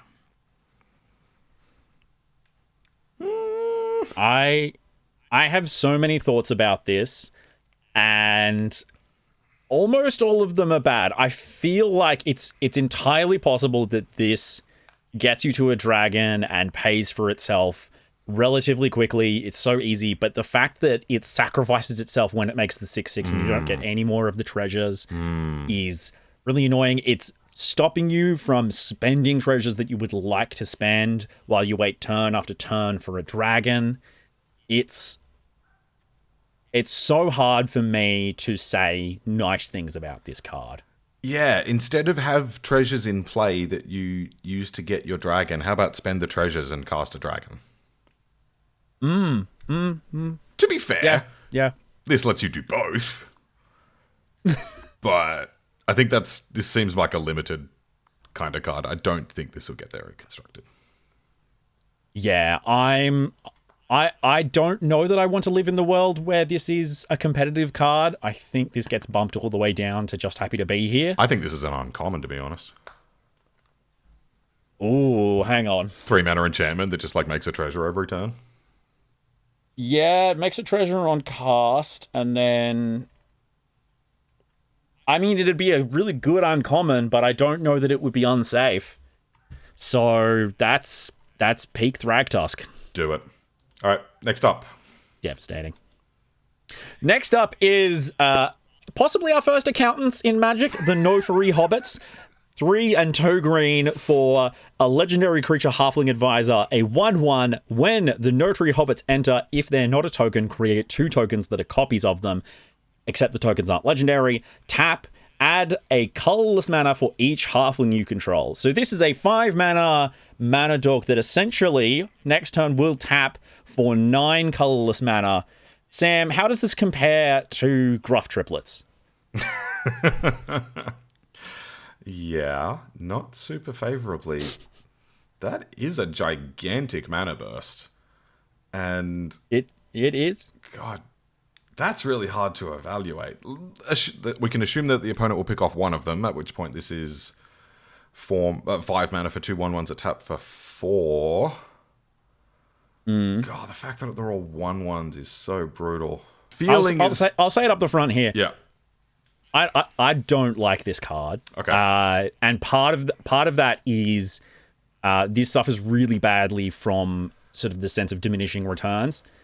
You're at 5 mana. If you're going to generate a massive amount of mana, at some point that stops mattering. 5 mana where doing things like going infinite and winning the game. I think if you're comparing this to almost anything else that you could be doing, even with a single card at 5 mana, it really doesn't stack up. But Commander players are going to love it. Commander players love big number. Yeah. I mean, those are the people who came into my comments and defended the Eternity Elevator. So they can have the Notary Hobbits. Oh man, I know people are going to try going in Modern, go Delighted Halfling into Badgermol Cub into this on turn 3. And then you've got these things now tap for 4 each. 5. 4 each plus the Badgermol Cub mana. Holy moly. Just hardcast Emrakul off halflings. Jesus. Can I want to live in this world? That sounds really fun. I mean, is that purely based off of the Emrakul's complicated relationship with small 1/1s? Yeah. Who would win? One noodly monster or 15 hobbits? Hell yeah. I think I agree with you that it's probably not good, but it also looks sweet. Next up, we have the Queen of Dale, 1 and a white for a 2/1 legendary human noble. Whenever an opponent casts their first non-creature spell each turn, you recruit. I'd almost forgotten how good White was eating this set from yesterday's recording. Yep. Oh boy. Is this a sideboard only card? I mean, I certainly think there are going to be decks that just jam this. Any sort of human tribal deck is going to just love every copy of this because it triggers off opponents just doing stuff on their turn, which is insane. This feels very Ledger Shredder-y to me. Yeah, that's a good shout. Which is a very, very good comparison to have made about you. Yeah, that's a really good shout, actually. Yeah. It's hard to the problem for me is it's hard to evaluate because much like the Notary Hobbits, it's a 1 toughness creature that generates 1 toughness creatures. It's against the decks that are going to give it the most value. They're going to have the most board clears. More to the upside. More to the point, I'm thinking actually is that the most commonly played non-creatures in Constructed are removal spells. So a lot of the time, this is just going to be a 2-mana 2/1 that dies into a 1/1. But there will be enough decks. You're playing against Prowess, and they don't have the Burst Lightning, and every time they need to cantrip to find something, you're getting more fuel. And if you can pair that with any of the big anthems in this set, or things that trigger off creatures entering the battlefield, there's a lot of ways to keep powering it up. So I think I agree that I'm high on it, but it's not a design mistake. Yeah, even in the situation where you play this and it immediately eats a removal spell, I'm still pretty high on a 2/1 that comes down, eats a removal spell, and in return I get to loot and get a 1/1 or discard a land instead of getting a 1/1. Sure. Especially if there's potentially more copies of this in my deck. That feels like a really solid sort of exchange game that I'm playing, and then it's a removal spell that's not going at my Voice of Victory. Yep. Or something similar. 100%. Oh yeah, okay, yeah. To be fair, I was not accounting for the loot that you got off that as well. Yeah, that's very fair. Are you going all the way up on this one? I think to put something in design mistake, I would need you to argue that it's going to have some sort of eternal playability, and if you don't think that it's going to be a problem in Legacy randomly or something, I think it just goes into standard competitor. Yeah. And when it gets banned in modern, we look back at ourselves and laugh. Yeah, I think it could see play in modern potentially. Ledger Shredder has from time to time. I think that's the right spot for it though. All right, the Sackville Bagginses are a 2-mana black 2/2 legendary halfling citizen. When the Sackville Bagginses enter, you may sacrifice another creature or artifact. If you do, draw a card and create a treasure token. Whenever you sacrifice a token, target opponent loses 1 life. Yes, for everybody who hasn't already seen it, this means that whenever you spend treasures on anything, they are going to ding your opponents for life loss. And most notably, the card that I'm excited to play this with for 6 months in Standard is Greedy Freebooter. There's a 1-mana 1/1 that when it dies, you get a treasure token. So there's absolutely things to do with this card. Does that result in a decent Standard deck? I don't know. Sam, what about you? I'm excited for this. This does a lot of things that sack decks want to do. It's a mini Deadly Dispute attached to a 2-mana 2/2 that is also not super dissimilar to a I'm forgetting the name of it. Thing that kills them when you sacrifice things. I could definitely see this. Do you have the slightest idea how little that narrows it down? Mayhem Devil. The immediate home that comes to mind is Pioneer Rakdos Sacrifice. And I think it will definitely land a home there. I can see this being in Standard Sacrifice decks. I'm quite high on this. Yeah, I'm completely happy putting this in Standard Competitor. Yep. I think if this said whenever you sacrifice a permanent, it would be going straight into Design Mistake. Oh yeah, but for sure. Thankfully, we have been spared that by only sacrificing treasures, which ironically is also very flavorful for these greedy, thieving bastards. And it goes nuts with Igra sort of loops and...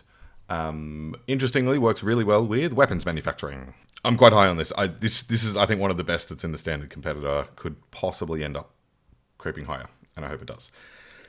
Next, we have Thorin Mountain King, 3 in a red, 3/4 legendary dwarf noble. I can tell this is already going in the bottom tier without reading it. 3/4 trample. When Thorin enters, attach any number of target equipment you control to target creature you control. When one or more equipment become attached to that creature this turn, that creature deals damage equal to its power to up to one target creature. Oh, we can't kill someone with a hammer time then. Oh, unbelievable. Truly unbelievable. There's so many missed opportunities with this. It doesn't even go into Commander Togo decks and cause you to actually get a bonus for attaching all of your rocks to somebody.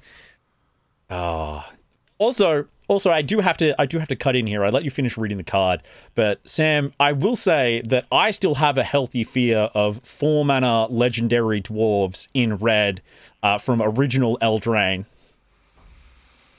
Who am I forgetting about? Tell me, Torbran. Oh yeah, He was a 2/4 damage amplifier. That's true. Yeah, that thing was. And he was scary. a menace. That's fair. I've been desensitized from all the dwarves. Thorin in this is very true. Thorin, unfortunately, is no Torbran. Absolutely. He does absolutely nothing if you've got no other equipments on the battlefield, which is pretty embarrassing. So to me, this is at best just happy to be here, creeping pretty far close to Thragtusk tier. I agree. Yeah. Sam, are you saving this card or pushing it down? I'll step in. This is not an uncommon at the very least. So yeah, the commander player is going to have this one. All right. Getting I close to the end. believe possibly our last company for the day. Yep. Randuril's Company, 2, a green and a blue for a 3/4 elf soldier that says, as long as you control another elf, you may play an additional land on each of your turns, and landfall. Whenever a land you control enters, put 2+1+ encounters on target creature you control. It gains vigilance until end of turn. Sam, we've talked a lot over the course of this video about elf decks. Is this actually going in any of them? In Commander, maybe. Devastating. Unfortunately, I fully agree. This is a really weird card with no meaningful synergy with other elves beyond requiring them as a cost, which means that you should just cut it from your decks. And it's weird that it's blue as well. Yeah, nothing about this card requires it to be blue. Very frustrating. Yeah, that's bizarre. Let's hope Thranduil himself is better. Thranduil, the Elven King. 2 black, green, blue, 5/6 legendary elf noble. Thranduil has all activated abilities of all elf cards in your graveyard. Ooh. Whenever another legendary elf you control enters, draw 2 cards, then discard a card. I mean, there's a lot of legendary elves. I have not even started to think about combos that you can assemble with that. I think, unfortunately, Wirewood Symbiote is an insect. Yeah, you can't do the combo we were talking about before, all on one card. But there are so many elves that tap for a lot of mana. There's got to be a way that you can do some sort of silliness with this. That being said, this is probably a very fun commander and not a real constructed card. I'll be real with you, Sam. I'm going to say something mean that you probably haven't thought of. Yeah. Not only do I not like Thranduil, I think he's not even the best 5-mana Sultai legendary elf tribal commander that we've gotten this year. Marilyn's a good card. Okay. Yeah, good shout. Okay, cool. And to go from talking about good cards to talking about even worse cards, Through the Forest Gate is a competitor for Weft Walking. Just gonna set you there, viewers, before I read this card. 8 mana, 6 and 2 green for a sorcery that says, look at the top 20 cards of your library and put any number of land cards from among them onto the battlefield. Tapped. Then shuffle, you gain 8 life. Sam, why does this say you gain 8 life? Because you've just spent 8 mana on a spell and you don't want to die. Come on. Keep up. Oh my god. At least Weft Walking would feasibly, if played correctly, win you limited games. I feel like putting this in your deck will tank your win rate by 10 to 15%. Oh, unlimited? Yes. In constructed? Yeah. I don't know. Really? Okay, look, I'm dreaming a little The here. famous skeptic. Look, Okay. this card says 8 mana, win the game with any landfall card. Okay. And yes, landfall decks famously are generally capable of getting to 8 mana. But also famously don't need to. Yeah. If we're talking about landfall win conditions, how does this ever compare to Craterhoof Behemoth? Yeah. I mean, I can't call this an uncommon. It's too just big. But also, like, I wouldn't want to tell people to put it in their commander decks because I feel like that would be irresponsible of me. This one's easy. I really want to live in the world where this is playable. I really want to. This sounds amazing. Okay. I want to play a 32 land deck and put 12 lands into play off this thing. Yeah. You can play it in that deserts deck where all the lands are the win condition. Oh look, I've got so many silly lands brews sitting in my arena account at the moment. Okay, we're nearing the end. Let's talk about Tom Burton William, 3 black green for a 5/5 legendary troll. 1, sack another creature, draw cards equal to the sacrificed creature's power, then discard a card. Holy moly. When Tom Burton William die, if they were a creature, return them to the battlefield as an artifact, no longer a creature. That's interesting.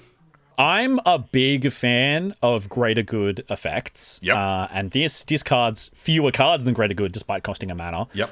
But also comes on a 5/5. I think this is absolutely fantastic. Yep. I'm a big fan of Tom Burton William also because I think some crazy things about Commander, like you should never get to recast your Commander from the command zone. After you've done that, it should operate like a regular Magic card from then on, and then Tom Burton William actually, like, in that alternate universe, functions quite nicely. It does everything that people would want from their commanders. In a standard brew, it would even be quite decent at sticking around on the battlefield. Unfortunately, it does fall afoul of Ultima, just like everything else. Yeah. There's a couple of things we need from our 5-drops, which is either massive immediate board impact or durability, and this definitely checks the durability box.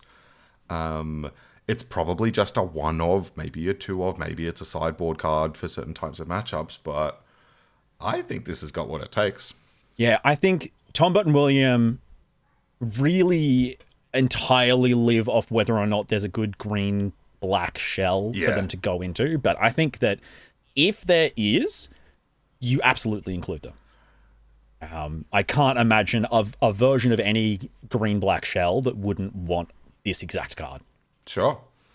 The question for me... Does that make it a standard competitor? The question... Yeah, sort of, that's my question. We've been feeling a little bit more generous today than we were filming yesterday. Do we want to put this above...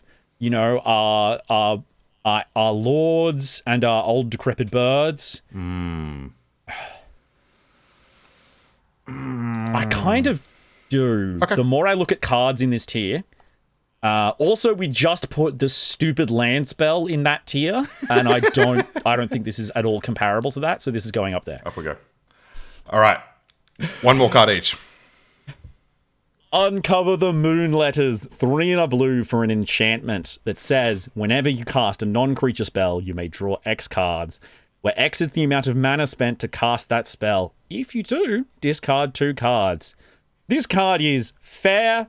It counts the mana spent as opposed to the mana value of the card you're casting, and it checks to see that it's non-creature. This is unplayable garbage. This is an uncommon.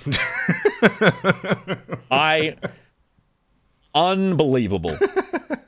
Truly unbelievable. So many parts of this card where I would be like, okay, can we just draw the cards? Can we discard one card?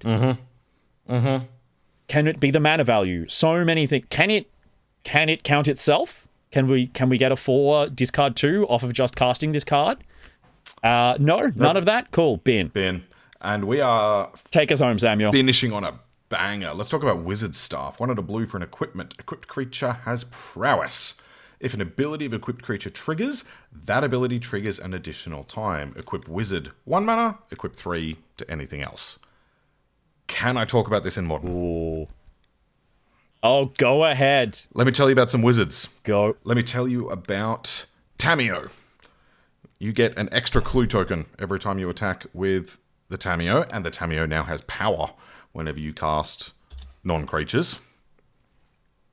I'm very sorry, I'm blanking on some of the other ones at the moment. There's a couple of wizards that have good triggered abilities and that play in a prowess adjacent sort of space as well, whether it's with Mox Ambers and Mox Opals and that sort of thing.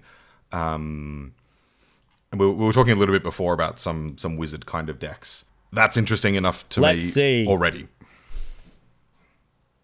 Let's see. We got Tamiyo. We've got... trying to sort these by, like, price, and I'm getting all these weird commander cards. Yeah, like Snapcaster Mage is one of the other famous ones. Oh, Vivi. Sorry, Vivi is the other ridiculous one. Yes. I think there's enough there. It's probably not a design mistake, but I think there's enough there, plus its potential applications in Standard, that I'm interested. Honestly, I just love the idea of equipping this to Tamiyo. That sounds sick. Oh, God. You're a monster. For giving Tamiyo prowess, we're putting it up in Standard Competitor. Yeah. All right. That's our tier list for the moment. Samuel, is there anything standing out here that you feel has to move? Anything that we're really upset about? I like that we've got a design mistake tier that is just 4 banger cards and then a card that we just legitimately think is a mistake and that probably won't actually see any play. No, we don't. Nobody wants this card to see any play. It's terrible. But I'm not making an extra design mistake brackets derogatory. Yeah. Why don't we finish it off with a shout out to what you think the best card here is? What's your shout for which one's going to have the most impact on constructed formats? All constructed formats. Oh God, it's so hard not to say Settle the Wreckage. You've converted me to Bilbo's Gambit though. I think this card's absolutely insane, and gonna be a problem everywhere that it sees play. I can't wait to see it get banned in Pioneer or something. Yeah, I'm very high on Bilbo's Gambit. Mainstay of white-blue control. Very high on Bilbo's Gambit as well. The more we talked about it, the higher I got on Belladonna took, and I could really see her making a pretty big splash. So I think in assertive decks, it's going to be Belladonna. In reactive decks, it's going to be Bilbo's Gambit. White, eating well. And in decks with Mishra's Bauble, it's going to be Bilbo Thief. Correct, yeah, which is most decks in Modern. All right, thank you very much for coming on the channel, Samuel. Welcome back to YouTube, both in this video and in your PT guide video that you've just put out. I'm very excited to go actually sit down and watch it all again myself. If you're watching this video, you should go watch that too. I'm also making stuff every single weekday. You can find me on Blue Sky. Sam, where can they find you? You can find DraftPunks at DraftPunksMTG on YouTube. You can find me on Twitter at calm_mirror. I tweet about all sorts of things, both limited and constructed. And DraftPunks is definitely going to be getting back into content now that the PT's over. So yeah, expect lots of draft and modern videos hitting your feed sometime soon. So on the final note, please subscribe to both of us down below. We're using YouTube's fancy new shared hosting thing. And if you have any problems at all with this tier list, please leave a formally notarized comment down below. And I promise not to delete it. Samuel, thank you for your time. Thank you for coming back after Settle the Wreckage nearly derailed this entire recording session. Thank you very much for having me. Always a pleasure.